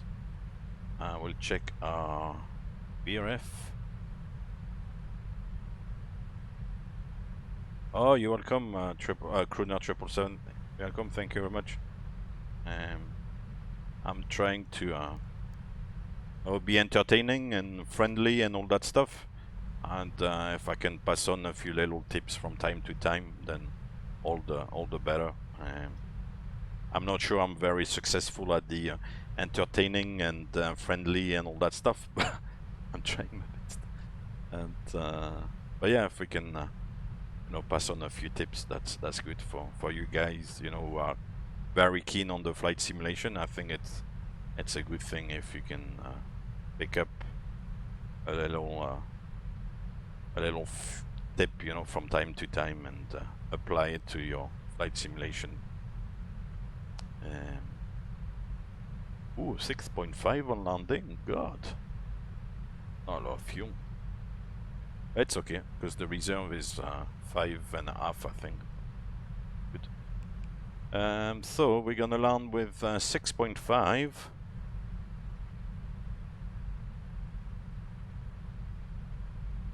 Yeah, I'll keep my gloves on. I'm not gonna do a bathtub stream or anything like that. I don't want you to have nightmares. I don't want to get the police at my door. No, thank you very much. We'll stay all decent. Where was that? 6.5 plus 204, so roughly 210.5. That's gonna be our landing weight. We could go flaps 25 because the flap 30 speed is locked at 137. We'll go for 30 actually. It's okay. So flap 30 137. Oh yeah, Amsterdam to Nice is a good idea. I've got an okay scenery for Amsterdam. I've got the scenery for Nice as well. It's a nice one in Nice. That's a good idea. Amsterdam to Nice. Yeah. Dallas. What's the... Oh, there's an ATIS. Let's see.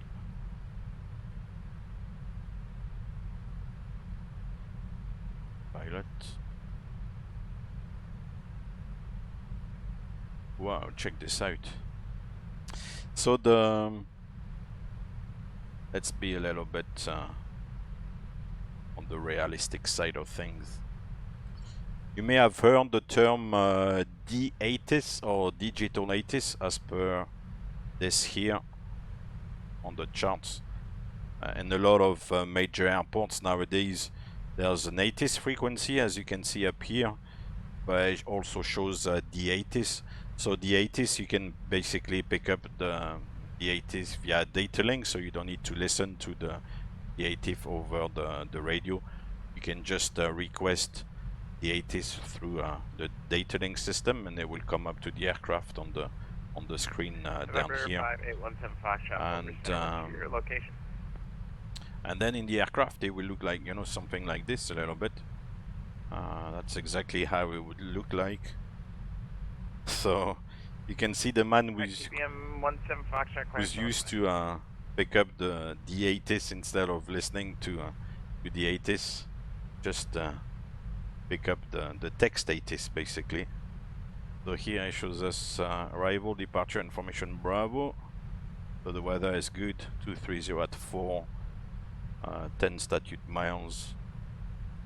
Where are we? A few at 300, 16 degrees, 3021. So we can preset 3021 here, like this, and we can preset it here as well. Have to go to inches and 3021. As I said, the standby altimeter, you don't need to do much with it, or you don't need to. I mean, you don't need to worry about it because it doesn't interfere with the automation. So you can change the setting here from standard to the expected altimeter setting at the arrival airport. That's that. So what do we expect?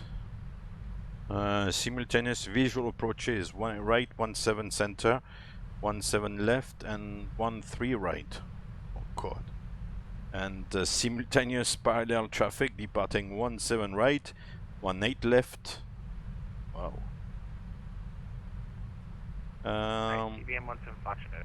Runway 17 center except Lasso. Oh yeah, that's in. So Lasso is landing in all short operations. Taxiway Bravo. So you need to stop before Bravo. Okay. Departure is going to be with me, squawk 2. And landing 18 right, expect Lasso as well. Transponder. What's that? Bird activity in the sim. Maybe not. You have birds in your sim? I don't. That's that. Cool. KDM 17 Foxtrot, read back correct. Runway 26 for departure. The Lubbock we'll go auto brakes 2. That will do the trick. Let's have a look actually at EFB to see where that Bravo taxiway is. Bravo.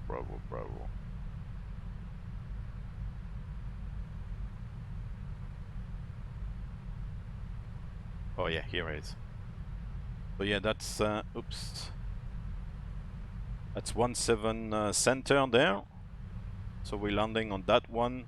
And basically when you land, they want you to all short of Bravo. That's what that lasso thing is land in all short operations. So when you land, you need to basically vacate at the latest at Mike 7 here or Mike 6. And then yeah, maybe go on to Bravo, otherwise back up via Mike. But they don't want you to basically use the whole length of the runway. And I think it's just because they probably want to use taxiway Alpha here to have traffic crossing from one side of the airport to the other. So that's what LASSO is, Lima Alpha Hotel Sierra Oscar.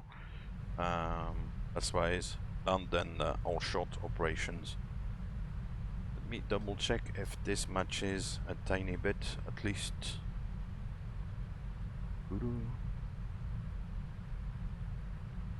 Airport.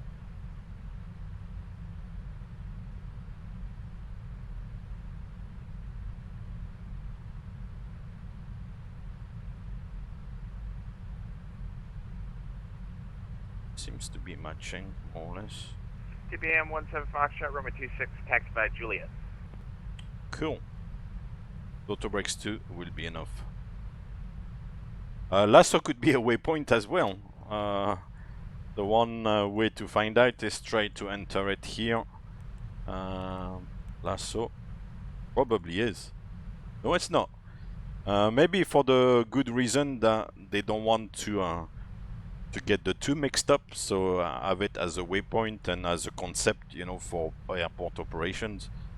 So yeah, no, it's not waypoint, or at least it's not in the database. Not in database. Yeah. Oh yeah, you've got that thing. That thing is quite good. I came across it before.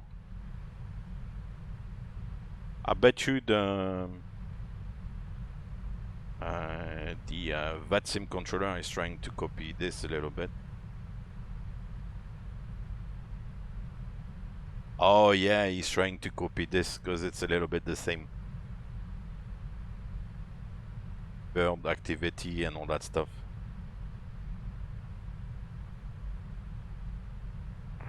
Hello. Oh, there's no Canadian one. Ah, that's a shame. I'm not really sure how the guy who's running that website is doing it. I think he's catching the information straight from the FAA. That's good. It's really good. Right, so let's bring FS to crew again.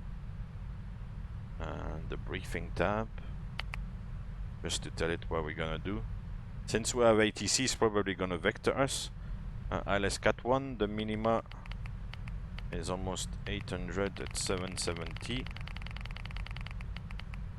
Flap 30, dry. 698, ready contact, 51 miles northwest. Level 2, we'll start the transponder, we'll start the APU, sorry. Start the transponder as well, keep the transponder on. Go to a gate. And all the concerns again. Descent checklist. Stand by.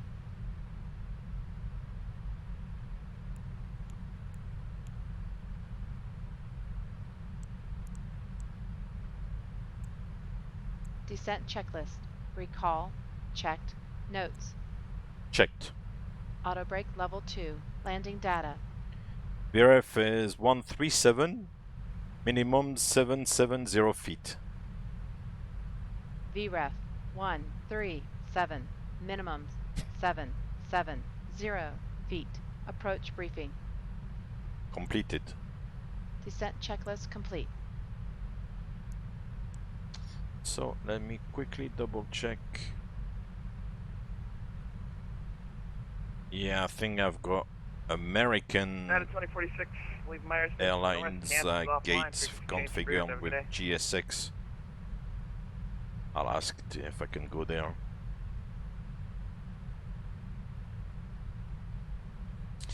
17 center is a little bit better because if you go to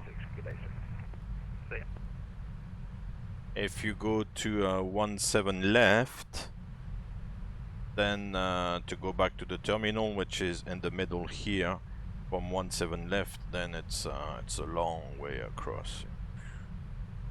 If you're parked here or here or here, at least 17 center is a little bit closer to things. But in a place like Dallas, from what I understand, they like to keep the flow of traffic. So if you're coming, let's say, from the east or from the northeast, they tend to put you on this side of the airport. And if you're coming from the west, then they'll like to put you on this side of the airport. You can request one side or another depending on where your gate is and everything, but if traffic is relatively busy, then they'll stick you to the one particular side of the airport.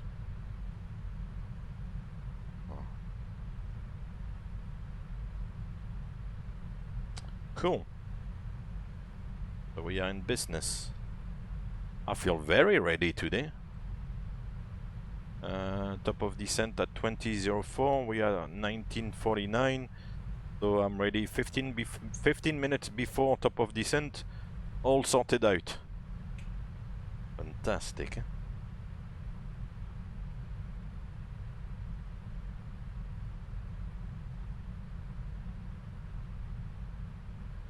Oh yeah, crooner, if with the FMC, if you've got like high minima, you don't have to use the reset knob on the MCP. You can insert it in the FMC and it takes seconds. Do you use is that the trick here with the FS control that you do? FS control, you switch it on, then go to FS and then set the minima here. For example, we could set 800 and it shows 800.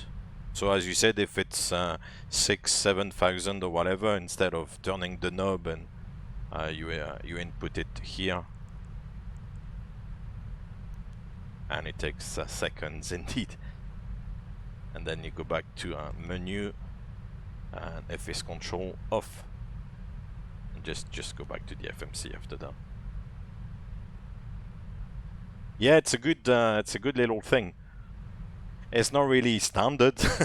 They don't expect you to do it like that, but for the simulation it can help because it takes a long time to wind up the minima here. In the aircraft it doesn't take too long, you know. The minima knob here, you know, kind of is okay, and the numbers go up relatively quickly. But in the sim sometimes it's a bit of a pain. So it's a good thing to have. Climb and maintain for level 220. No, it's a little bit specific, you know. It's a little bit of a trick. It's not that common. No, it's true.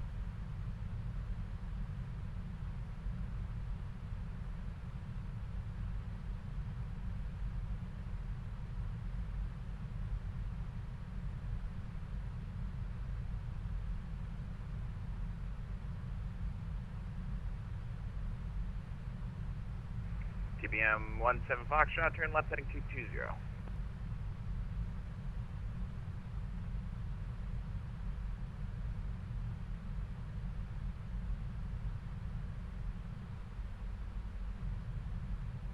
Yeah, and the 737, I don't think the option would be there because you don't have the option to control the FS panel through the FMC. This function there, FS control, is just in case the basically the FS panel, you know, this little panel here is somehow broken, and you would actually get an ICAS message there, an advisory message, and the way to control it, which they have enabled on the 777 but not on the 737, is through this function on the FMC menu there. But on the 737, this this kind of backup function is not in place, is not set up.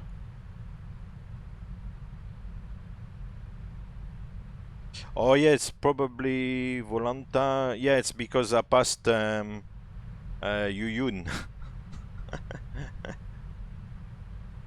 On Volanta I passed Yuyun, so I don't set the arrivals in Volanta, so once you pass the last waypoint, then it goes off. Yeah. DBM 17 Foxtrot, direct hops, resume on that was Yuyun.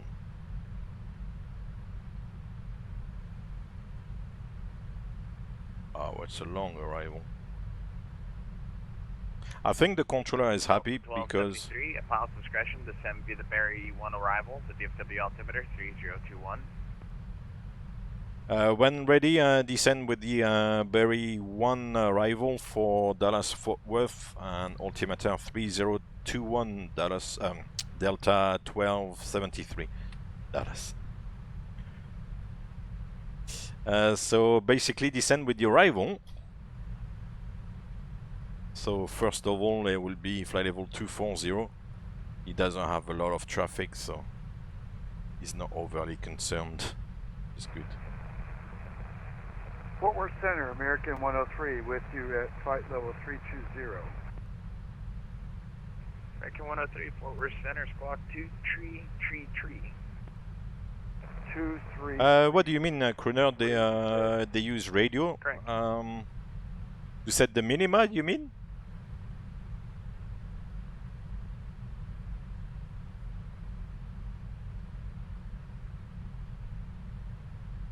The radio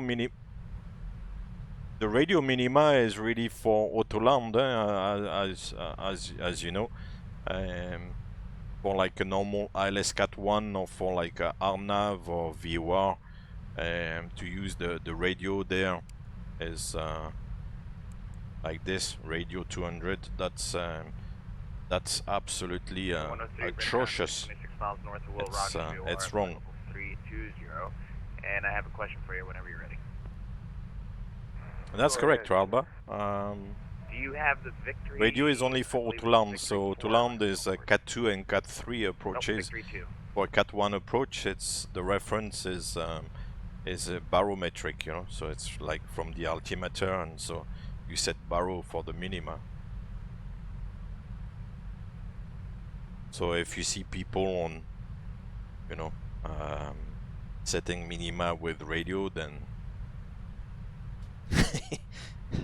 what can I say? Yeah, I have it. You want me to change my my arrival? Here I'll try to, above all with the 777, I'll try to show you a little bit how it's done, you know, in the aircraft. For the 747, kind of don't really know too much about the aircraft when I fly the 747 here. The 787, I kind of do it the same way as 777, but there might be little differences and subtleties that, you know, I don't put in place here, so don't rely exactly on what I'm doing. The 737, I remember the old ways. There might be a few mistakes there as well, but I think on the 777, I kind of do it the way I do it in the aircraft, so maybe not perfect, but I think for flight simulation is good enough. Speedbird 540, ça va? Bonjour, bonjour.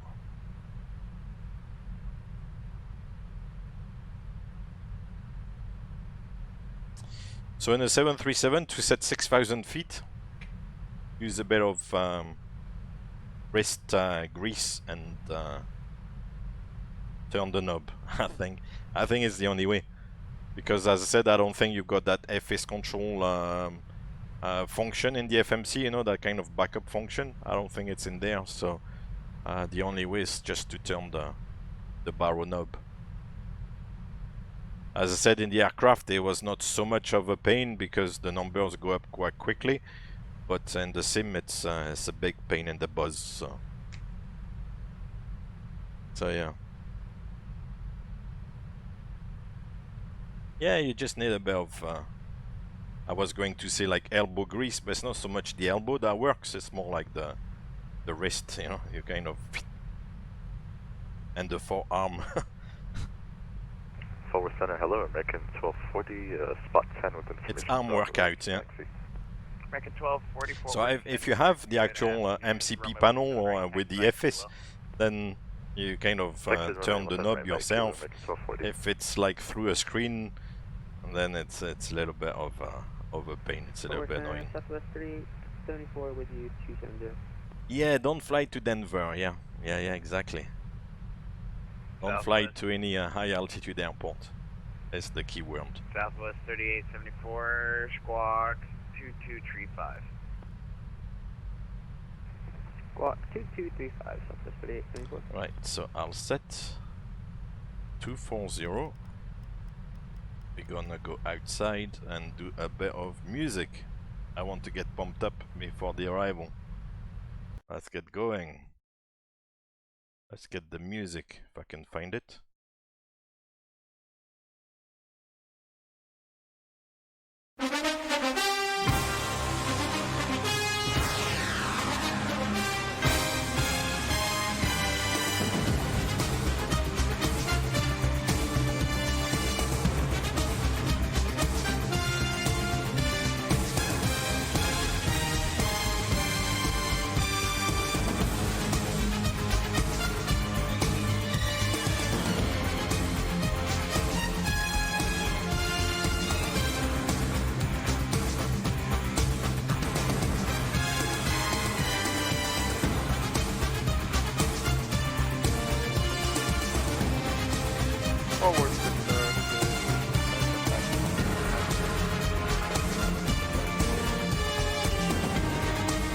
I don't have a flight plan right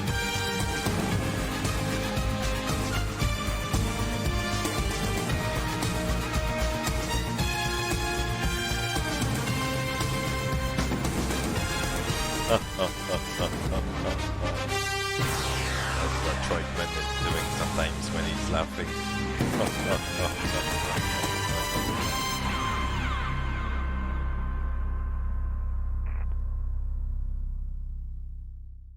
Yeah, a little bit of music before the descent. Oh, great! Speedbird 540, you flew your parents for the first time today. I'm sure they were. Did you copy that? I don't have a clearance. Or, I'm sorry, I don't have a flight plan for you. I'm sure they were very excited and very proud as well to get on. Wow, that's great. Call you back as soon as I Did you go for a long time? Negative, Captain. This is non-negotiable. Chester, thank you Change very much course for the immediately, follow. or I will be forced to We hope blow to see you out from of time the to sky. time on this amazing channel. Turn the wheel. Turn the wheel right now, Captain.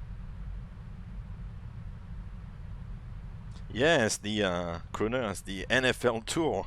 Every week we take the visiting team to the home team, so just pick up a game and fly the away team to the home team.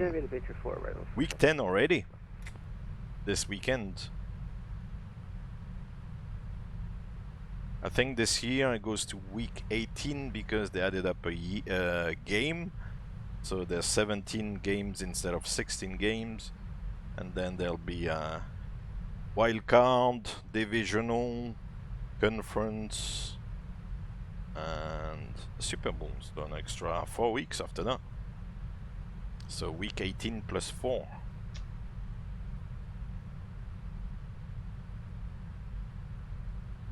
Forward center, Delta 515, we filed the fire plans. Atlanta to KEYW. I do see it. I'm going to send you a PDC. Which one is this? Roger that, thank you. KEW. I don't know that one. Key West. Is that in Florida, Key West? I'm amazed by the weather. There's no cloud in the sky. I chose a very good day today to fly in the US. Runway 17 right, line up and wait. Line up and wait, runway 17. Oh, is that a place you like to go to, yeah? I'm sorry, the aircraft that was climbing to 12,000, what was the call saying? Oh, Florida is great. Nah, this time of year is amazing because the weather is good. Up north, you're freezing your arse, if you excuse my French. Delta India Alpha Lima X-ray. And down in Florida, it's beautiful, 25 degrees, like 77, 75 Fahrenheit. Beautiful. You can sit on the beach.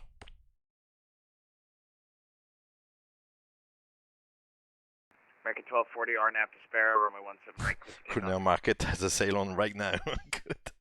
RNAV to spare, clear for takeoff 17 right, American 1240. Yeah, it's amazing. I like Florida. Florida is cool.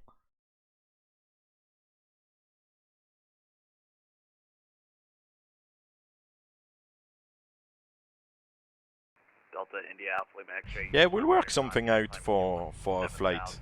No worries. We've got Corfu as an option. We've got Nice. American 103, descend And now Key West. Arrival to DFW altimeter 3021. So loads of good options.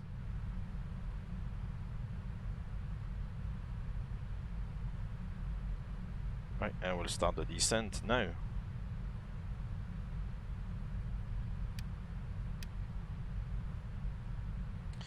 Delta 1273 leaving flight level 360 and request 17 center, please. Delta 1273, you can expect that. Roger, thanks.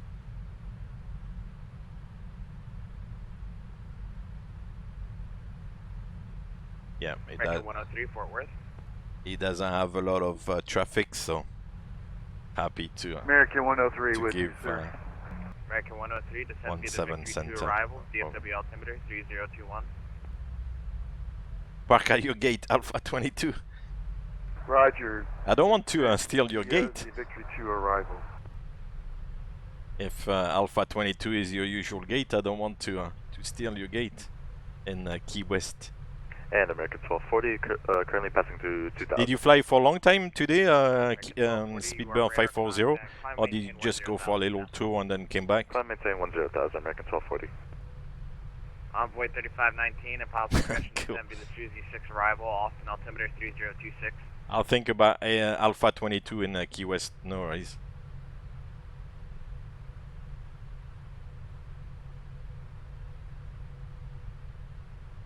Right, so 240 and 300 is the level bracket, if you wish.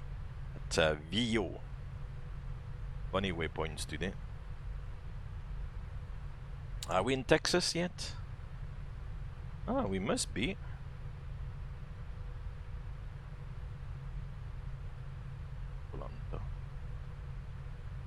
Dallas is here. And this must be already... Yeah, that was Louisiana, Arkansas, and Texas. American 1240, climb maintain level 350. Climb maintain level 350, American 1240. We like a little bit of geography as well, huh? Don't we? And this is... which one is this? Houston.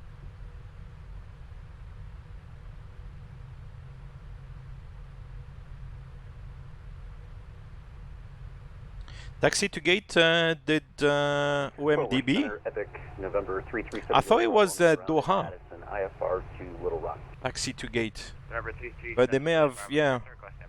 I'm not keeping too much up to date with all the sceneries and stuff, but I think I saw somewhere taxi to gate Doha, I think.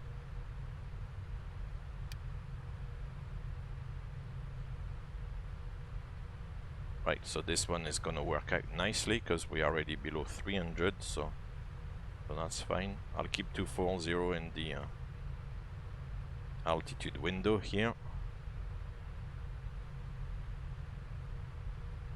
Seatbelt sign on. Seatbelt signs coming on. We are ready, 7 Juliet Bravo. Epic 7 Juliet Bravo, you're cleared to the Little Rock Airport via the Cusco 8 departure, loose transition. Little Rock. Is that in Arkansas? Yeah, Little Rock. Where actually they had this overrun accident. The captain, like in that documentary, the captain was quoted as saying something along the lines of, "I ain't flying around when I don't know where I am," or something like that. Squawking 6215. Which was 7 Juliet Bravo, read back correct. Was not a good thing runway to say. 15 for departure. The Addison altimeter. We're starting to come back 290 knots now. For VO. So many. The Addison altimeter 3020, advised and ready to taxi. 3030, we'll let you know, 7 Juliet Bravo. We'll let you know, yeah. Envoy 3519, leaving my airspace to the south. Houston's offline. Frequency change approved. Have a good night. Day. So it's gonna settle down nicely in between 300 and 240 by simply calculating the ideal descent profile. Just turns out that VU is at 27, but it could have been anything else. So that's good. Doing a good job. Now we can go down to 200.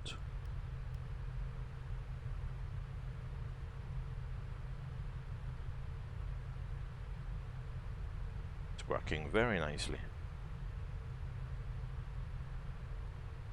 Oh, so that's it. Yeah, it is Doha. Yeah. I'm not sure what modifications, you know, because I think there was already a scenery for Doha, so I don't know what they modified. And I don't know if the previous scenery was also by Taxi to Gate or if it was by somebody else. At least it's nice if they update the airports, because, you know, you were mentioning Dubai, like Flight Tampa have not updated the airport, and the airport is now changed quite a bit, so.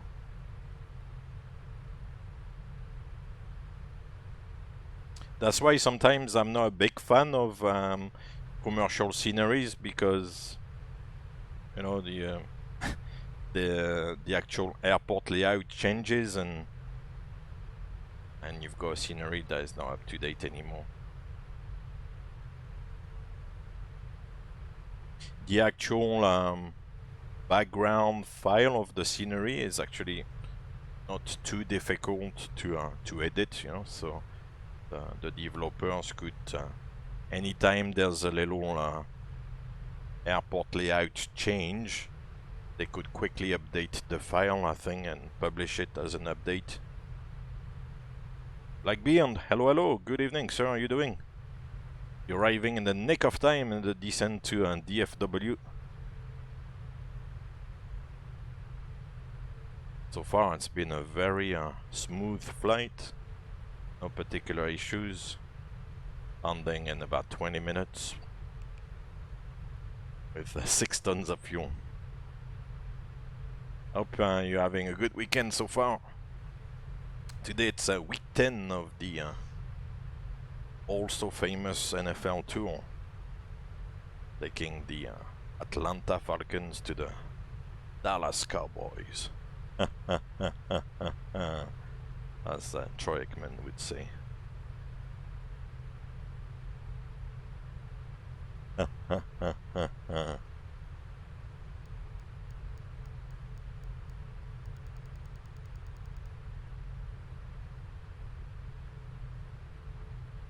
Right, and now we're slowing down to 280.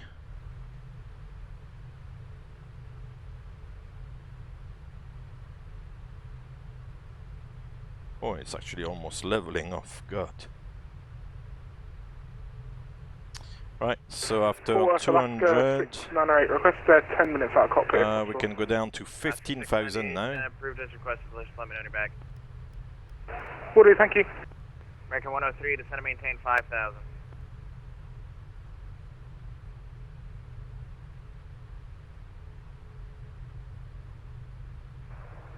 Descend down to 5,000 for American 103. And the landing rate prediction is open, isn't it?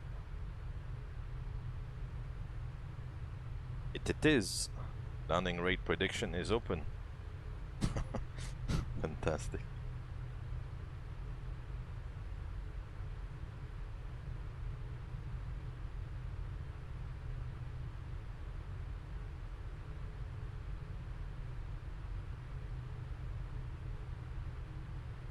Right, so we'll set the altimeter 3021, and we can do the approach checklist. I'm crash diving. Approach checklist.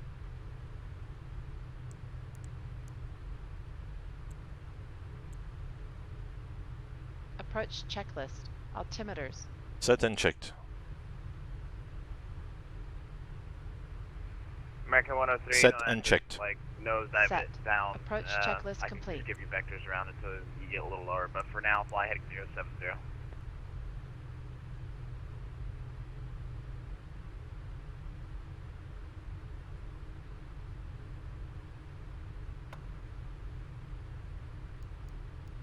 come back on the speed a tiny bit.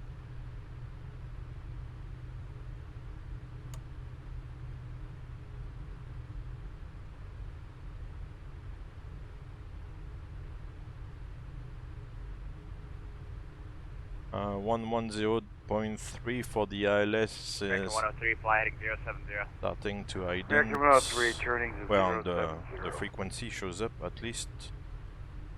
And is that the correct frequency? 110.3, yes, good. The ILS frequencies tend to change Delta India Alpha Lima X-ray, a pilot's discretion. only, you know, from time to time. They don't change too often. So if you have like a scenery that was done like 2, 3, 4 years ago, the chances are it's still the same ILS frequency. The frequencies don't change that much, which is a good thing. Wow, now 270 knots. We decelerate progressively here as we go down.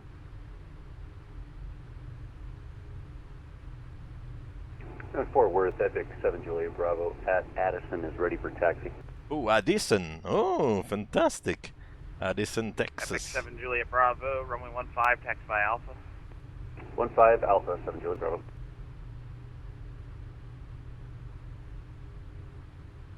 Addison, Texas. It's quite a nice little part of Dallas, actually. American 103, Addison. expect a visual approach, runway 18 right. Roger, 18 right, visual approach, American 103. 1,000 feet to level off. So we don't want to level off. We want to go down to 11,000 feet at Wards.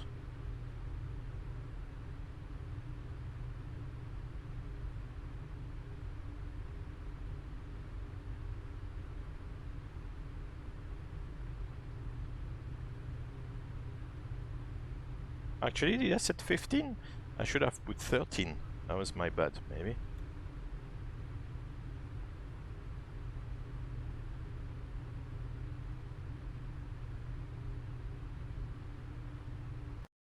The big plains of Texas.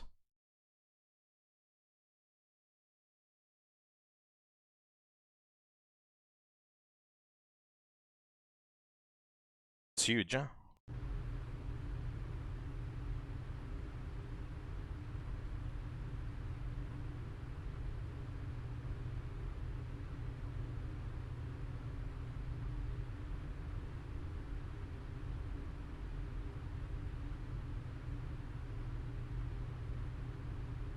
And Dallas Center, Camber 22 with you, flight level 350. Camber 22, Fort Worth Center, good afternoon. What's your cruising altitude? Cruise is 350. Right, so let's see how he's gonna manage the thing, because I'm not really sure if he's gonna give radar vectors, if he's gonna... Roger, that altitude's invalid for direction of flight. I need you to send... Right, and now 250 knots. Flight level 340. It's nice, every waypoint you kind of come back on the speed. Flight level 340 for Camber 22. I could do 360 if you'd like that better, but up to you. Yeah, Camber 22. Very optimistic with the landing rates, I like that. On maintain flight level 360 for Camber 22. Camber 22. Delta India Alpha Lima Express in the descent to 9,000 to be finger at. Say again. Delta India Alpha Lima X-ray has left flight level 360 to be 9,000 at finger. India Fox Lima, Delta Quebec. India Alpha Lima X-ray, roger, thank you. Oh, we're getting another ident at the moment. The aircraft is picking up another ident on the ILS. Addison. Epic 7 Juliet Bravo, fly runway heading. Yeah, it's picking up India Papa Quebec, Kilo Quebec, or Kilo Oscar. That's not the correct ident.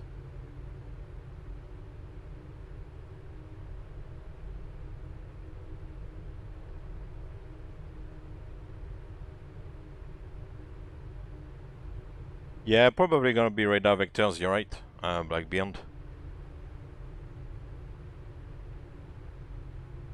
In Europe, yeah, if there's an actual procedure for Fort Worth Center, Southwest setting 44 yourself with onto you the at flight ILS, level 280 then they might for let flight you Southwest kind of get 4014, onto Fort the Worth Center, procedure. lock it in.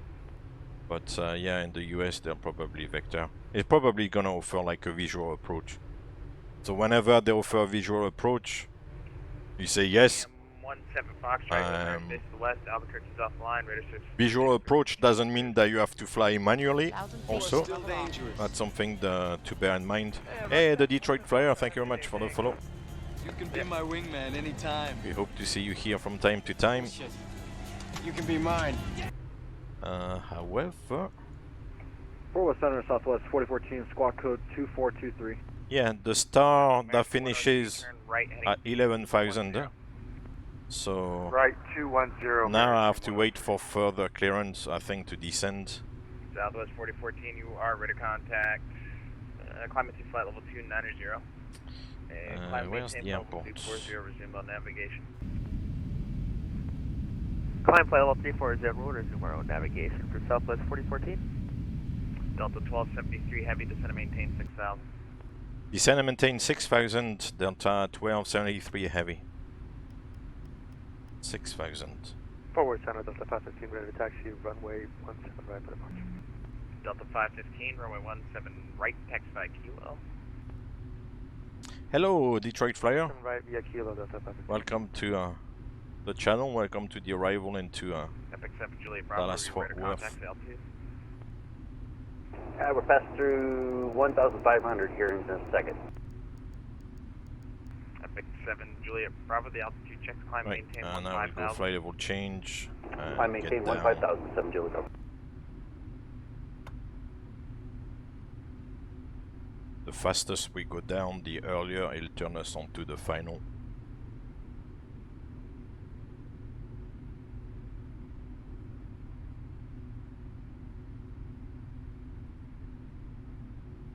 Not descend too quickly either, but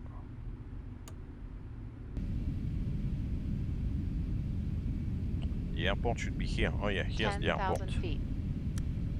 So quite big. Quite big. Downtown Dallas Cabin crew, prepare for landing. is here. That's Love Field, probably, most probably. And downtown Dallas.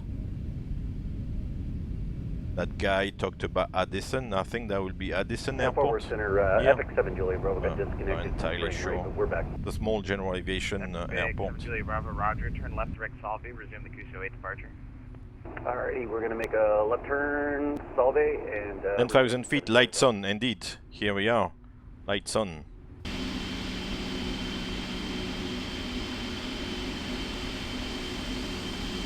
Yeah. Fantastic. American 103, descend and maintain 3,000. Continue descent to 3,000, American 103.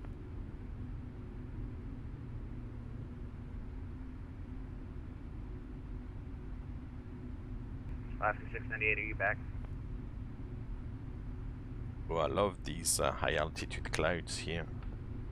Ladies and gentlemen, we'll be arriving at our destination shortly. If you are making a connection to another flight, please see the customer service agent. No flaps. Or video monitors inside the terminal for connecting gate information. I confirm this was for Delta 12783. Now walk through the cabin to secure it for landing. We'll be collecting all service items, Descend and maintain 4,000, Delta 12783. the aircraft with you. So 4,000. Also in preparation for landing, please turn off all electronic devices. Stow these devices and all other carry-on items. Please use caution when opening overhead bins as items may have shifted during our flight. Please stow your tray tables and return your seats to their upright position and check the security of your seat belts. We will be landing shortly. Thank you.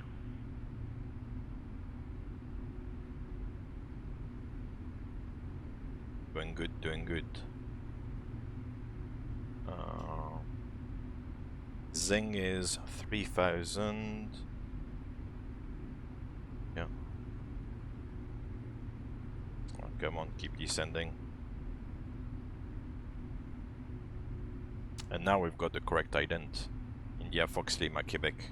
I remember I read +2 on the DME So we are 8 miles.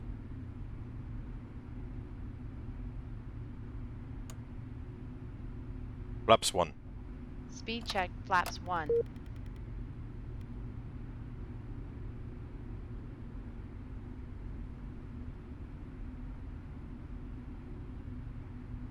Interesting, I got a message on Beep Forward Pilot. Center. Failed to create aircraft, American 103. No. Oh. And Fort Worth Center, Southwest 4014 with the flight level 340. Flaps 5. Roger. Speed check, flaps 5.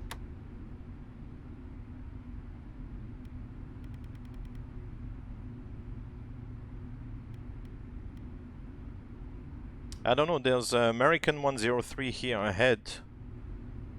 I don't know if he's gonna slot him in before. Fort Worth, Alaska 698, we're back. Alaska 698. Descend via the Driller 5, arrival to Houston, altimeter 3022. I'll just go vertical speed. Send about the arrival, and we got the weather, Alaska 698, cheers. Alaska 698, roger. Yeah, he's gonna slot him in before. South, Houston Center's offline, but watch out for Houston approach, they are online. So you can monitor your com 132.8. I've guessed it. Okay, cheers, Unicom for now, and we'll pick up approach later on. Cheers. Yeah, here's the other traffic. Bye-bye.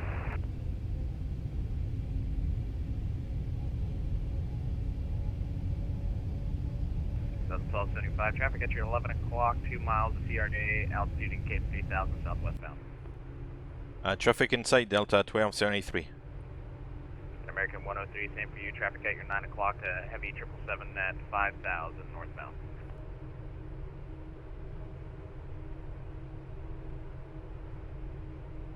And we're going American on 103 has Ticos. traffic. Southwest 3874, descend to maintain 3000. If ATC talks about traffic, just say yes, we have him in sight, or we are looking out. Like to say, oh yeah, we have it on TCAS, it like kind of like makes them feel that 103, if traffic's going, or not traffic, the field's going to be at your 11 we don't need you know, air traffic control, they have TCAS, they are like, you know, happy. 103, thank you. Cleared visual approach from my 18 right. Roger, Say, 18 no, right for American 103. we are looking out, or yes, we have traffic in sight. 1,000 feet to level off. Quickly check. Southwest 3874, the field is at your 10 Right o'clock. now we'll go heading select, because we're actually after Edmund. 3874, thank you. Cleared visual approach from my 13 It's supposed to be vectors, so Clear the we'll visual, continue straight. 20 left, Southwest 3834. We are very far out actually. Wow. Delta 1273 heavy, turn left heading 290. Left heading 290, Delta 1273.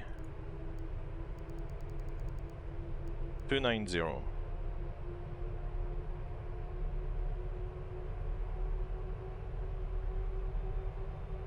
The FSX ATC makes extensive views of traffic in sight. Yeah.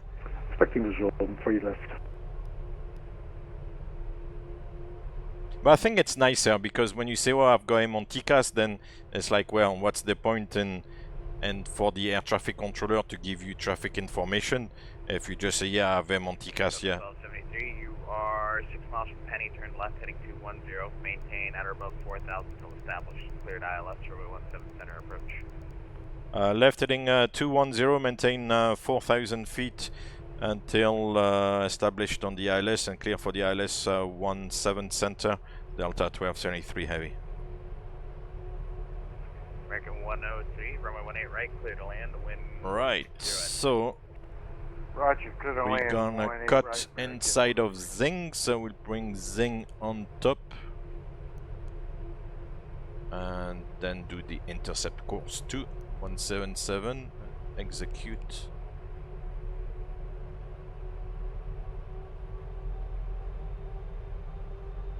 Whoa, where are you turning there, my friend?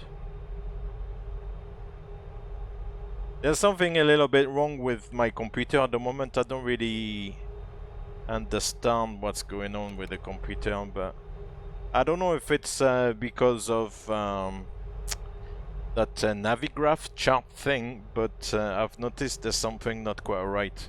I can't pinpoint exactly what's going on, but anyway. a little bit weird. So 4,000 feet, we got localizer and glide slope armed.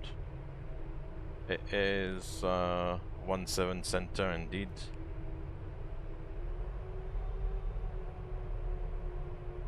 It's just like slows down terribly. I don't know what's going on. Delta India Alpha Lima X-ray cross Hippo. Mostly on VATSIM, but I need to try to troubleshoot actually. See what's going on. I'll come to the bottom of this. Short 17 right, ready for departure. Delta 515, runway 17 right. Because it was not like this before. Wait, 17 right. And I don't see what could have changed. Southwest 3874, runway 13 left, clear to land, the wind calm. Clear to land, 13 left, Southwest 3874. So IFLQ, that's the ILS ident. That's good. The localizer is alive, the glide slope is alive. Localizer and glide slope are armed. Here we are. Localizer established 17 center, Delta 1273 heavy. Delta 1273 heavy, roger, runway 17 center, clear to land, wind calm. Clear to land 17 center, Delta 1273 heavy. Clear to land. Oh, that looks Delta familiar. 515, RNAV to Trex, runway 17 right, clear for takeoff. Not the truck, South 17, thanks. Clear for takeoff. And glide slope capture. So remember we said 3,000 only initially for the missed approach.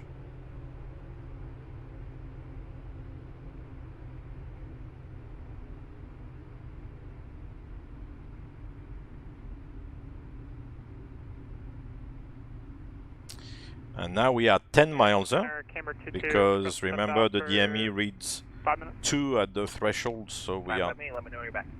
now 9 miles out. Gotcha for camera 22.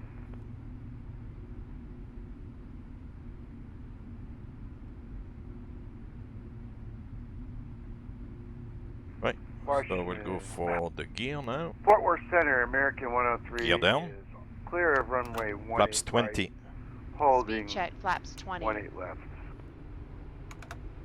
American 103, welcome to DFW. 2500. Cross runway 18 left, golf to the ramp, have a good night. Day. Roger, cross 18 left, golf to the ramp. Cabin crew, Thank take you, your sir. seats. American 1240, leave my airspace to the east. Memphis is offline. Radar surface. Yeah, the moment is Rabba, because the engines are pulling back to help with the deceleration. So and now it's going back up a little bit, and then as we decelerate for flap 30, it's gonna decrease back again. Flaps 30. Speed check, flaps 30.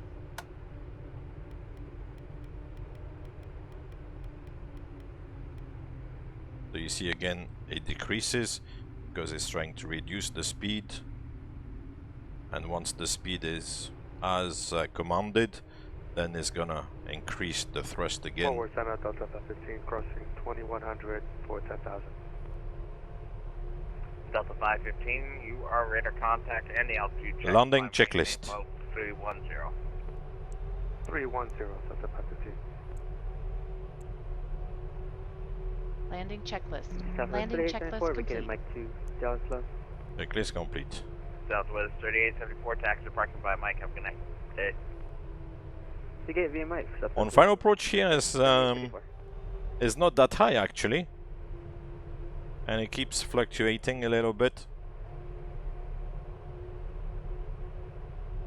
Yes, so that's 17 center, 17 right, that's 17 left, that's 13 left, I believe. 1,000 feet. Approach stable. A lot of runways. 1,000.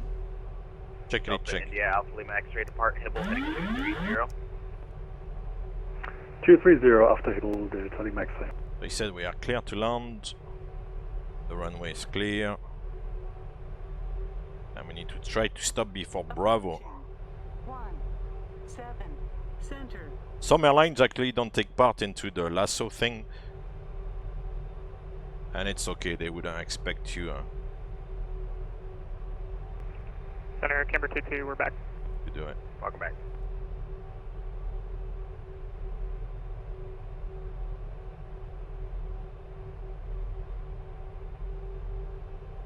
Central aircraft, this frequency, Fort Worth Center is going to close in like 5 minutes. Oh, he's closing. Oh, good. Managed to catch him in the nick of time Fort then. Worth Center, Epic 7 Julie Bravo's going to bounce in. We'll see you. Thank you very much. Yeah, that's why, you know, I like to do those flights at this time of the day because it gives me maybe a bit of a greater chance to catch ATC rather than to do it at the 10, 1100Z. Continue. 50, 40, 30, 20, 10. Delta India Alpha Lima X-ray, descend and maintain 3000. Leaving 5,000 for 3,000 Delta Lima X-ray. Speed brakes up. Reversers normal. Here we are, 17 center.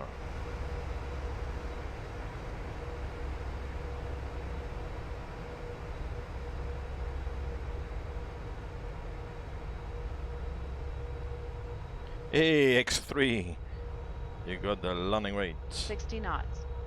And I can't close my thrust levers. Right, so this one is Mike. 1273 Heavy, welcome to DFW. Exit right when able. Cross runway 17 right, kilo to the ramp. Have a good day. Okay, vacate to the right, Mike 4, cross 17 right, and kilo to the ramp. Delta 1273, have a good one. Thanks for the service, bye.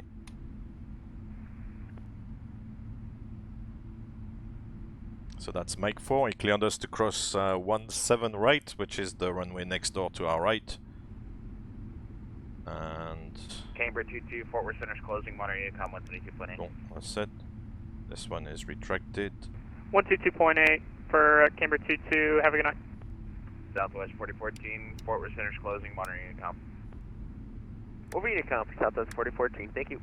Ladies and gentlemen, this is the conclusion of our flight. This is the conclusion of the flight. Until the captain has turned off the seatbelt sign and the aircraft is parked safely at the gate. Delta India Alpha Lima X-ray, Fort Worth Center's going to go. You can monitor your com 132.8. Yeah, What's it's 2.8? clear Thank you here. very much. Have a nice day. Bye-bye. Delta 515, Fort Worth Center's closing, monitoring your com 132.8. Over Unicom, thank you for your service. Right, so where am I going now? What gates do I have? Charlie 21.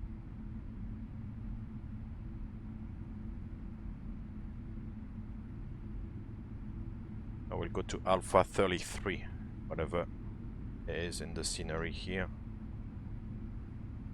So Alpha 33, yeah, we're gonna go on Kilo. So second right on Kilo. The first right is Lima, actually on both sides, but Lima and then it's Kilo. Cool.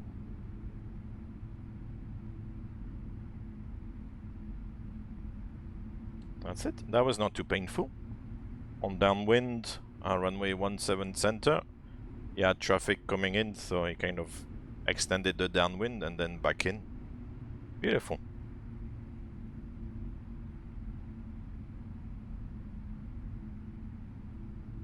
Very nice, the way we like it. We had a good view of downtown Dallas with Dallas Love Field Airport, Dallas Addison Airport. What more to ask for? Yeah, the ground friction is a little bit funny, you know, it kind of slows the aircraft down almost to a stop. If you don't add a little bit of thrust, then the aircraft would almost come to a halt, indeed. Right, right here on Kilo.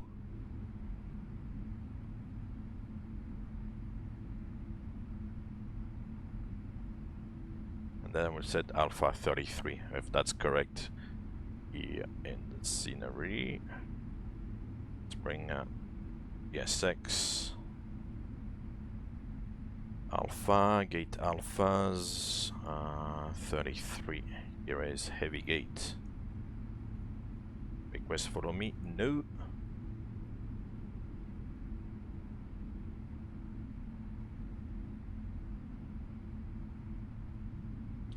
Welcome to Dallas.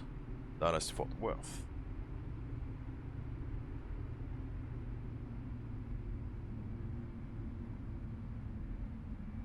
So we saw like a direction, now we're pointing north.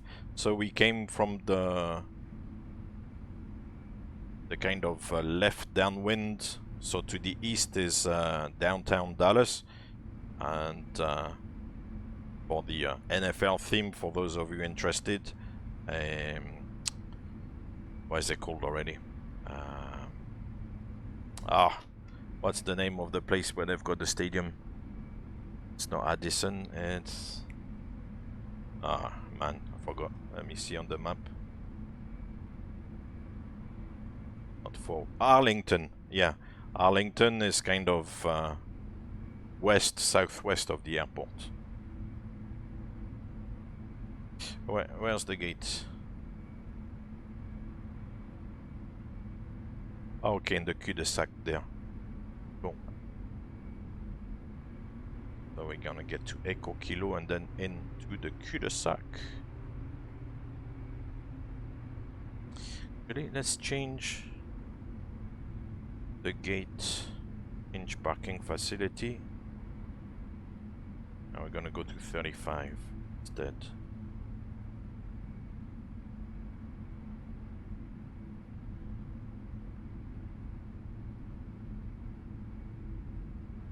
Yeah, that's better. And the brakes are very efficient as well in the simulator here. Ah, no worries, Blackbeard, no worries. I used to be as well in my young days. I've just changed, swapped allegiance, but I don't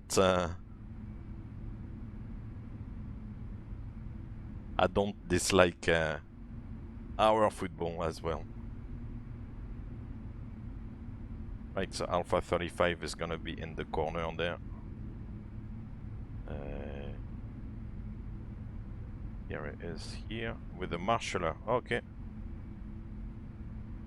Oh, mind you, in the US it's a mix. Sometimes it's the guidance system, sometimes it's a marshaller. Lights and doors.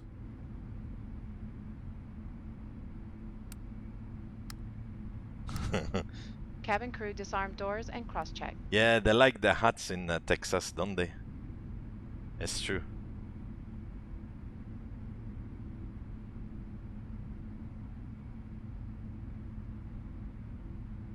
Oh, so maybe we're gonna get a dance then, if there's a marshaller. We'll get like a Texas dance.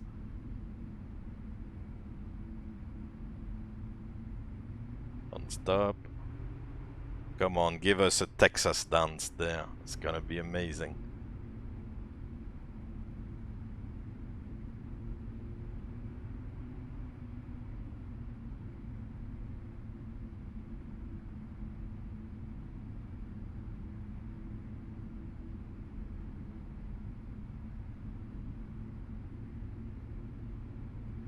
I want a Texas dance.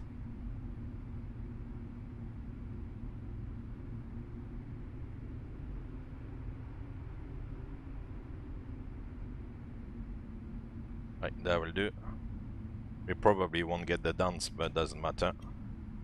Parking brake is set, APU is running. We can shut down the engines.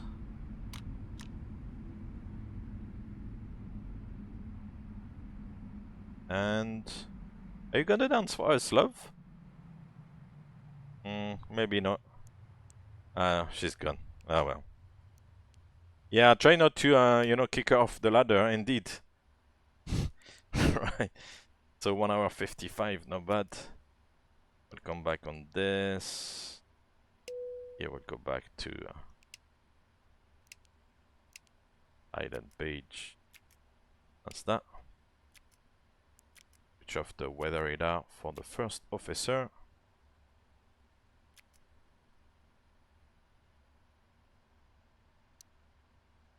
And once FS2 crew finishes the flow, then they'll give us the shutdown checklist. Before coffee checklist complete.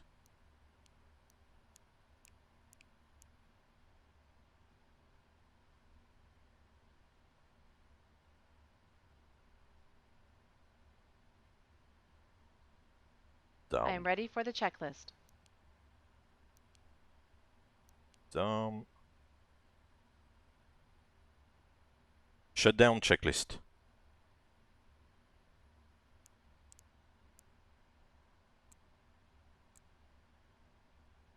Shutdown checklist. Parking brake. Set. Shutdown checklist complete. Cool. Let's bring FS to crew. Operate the jetway to L1. Confirm. Then once the jetway is in place... the parking was not too bad. I mean, you can't be too demanding, eh?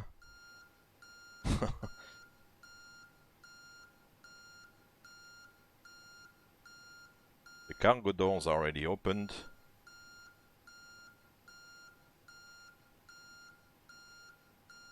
So yeah, they will bring the bridge in place to the door, make sure everything is kind of sealed off, and then give a little knock at the door. There's a little window. The crew can see, give a thumbs up, and then the crew would open from the inside. That's what we're gonna simulate now. Open the L1 door and do the disembarking. That's it.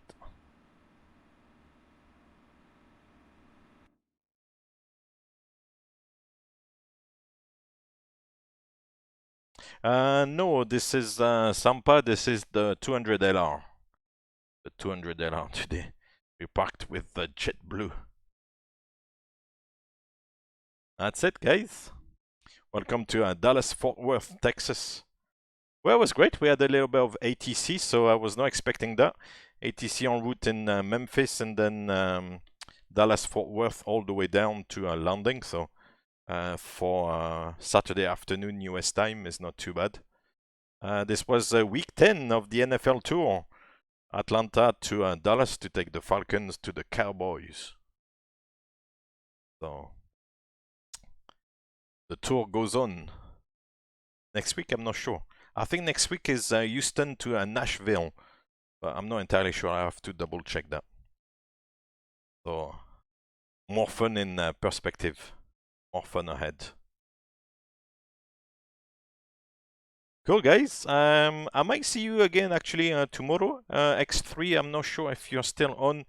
If you want to do that flight, let me add the points as well for the landing rate. Yeah, is it? Yeah, cool.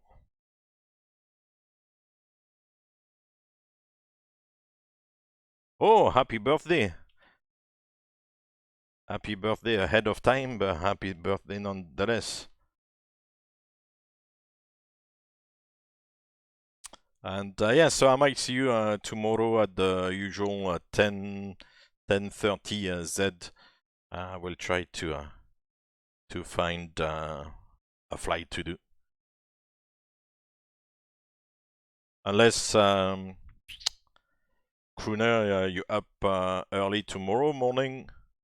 But now it's a little bit of a time difference for you, because 1000 Z is yeah,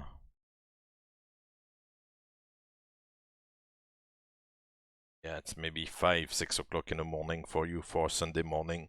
I won't expect you to be up that early. So, but we'll as I said, we'll coordinate anyway. No drama.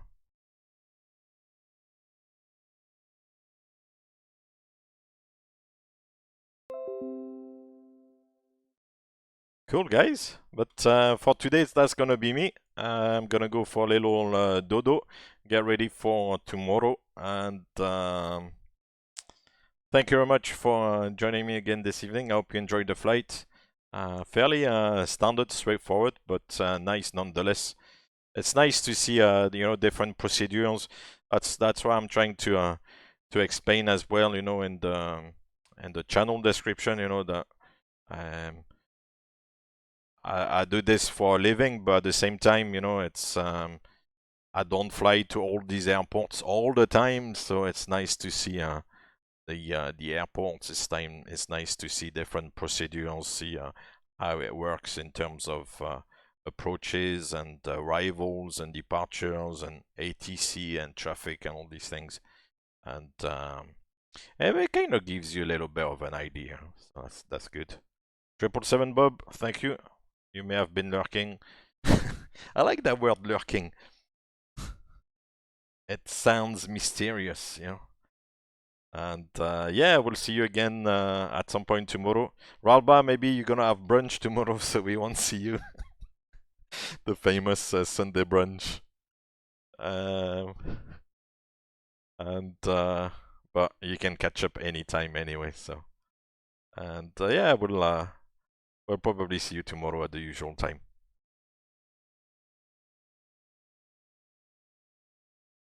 Oh, back to the Queen. You're honoring the Queen today. Good. You're not like with the the air dryer fan aircraft. Yeah, no, just with the Queen, Your Majesty. Might fly the Queen actually tomorrow. I'm thinking the Queen will be a good idea. We'll see. I'll decide. I'll have all night and all tomorrow morning to decide. Anyway, yeah, we'll probably catch you tomorrow at the around 1000, 10:30 Z. Yeah, of course. You're more than welcome to pop in, Rabba. You're more than welcome to pop in anytime.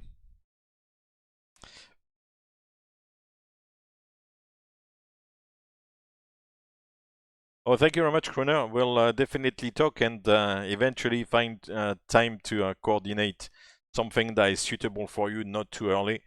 There's obviously a bit of time difference involved, so try something that is suitable, you know, because I know it's not easy.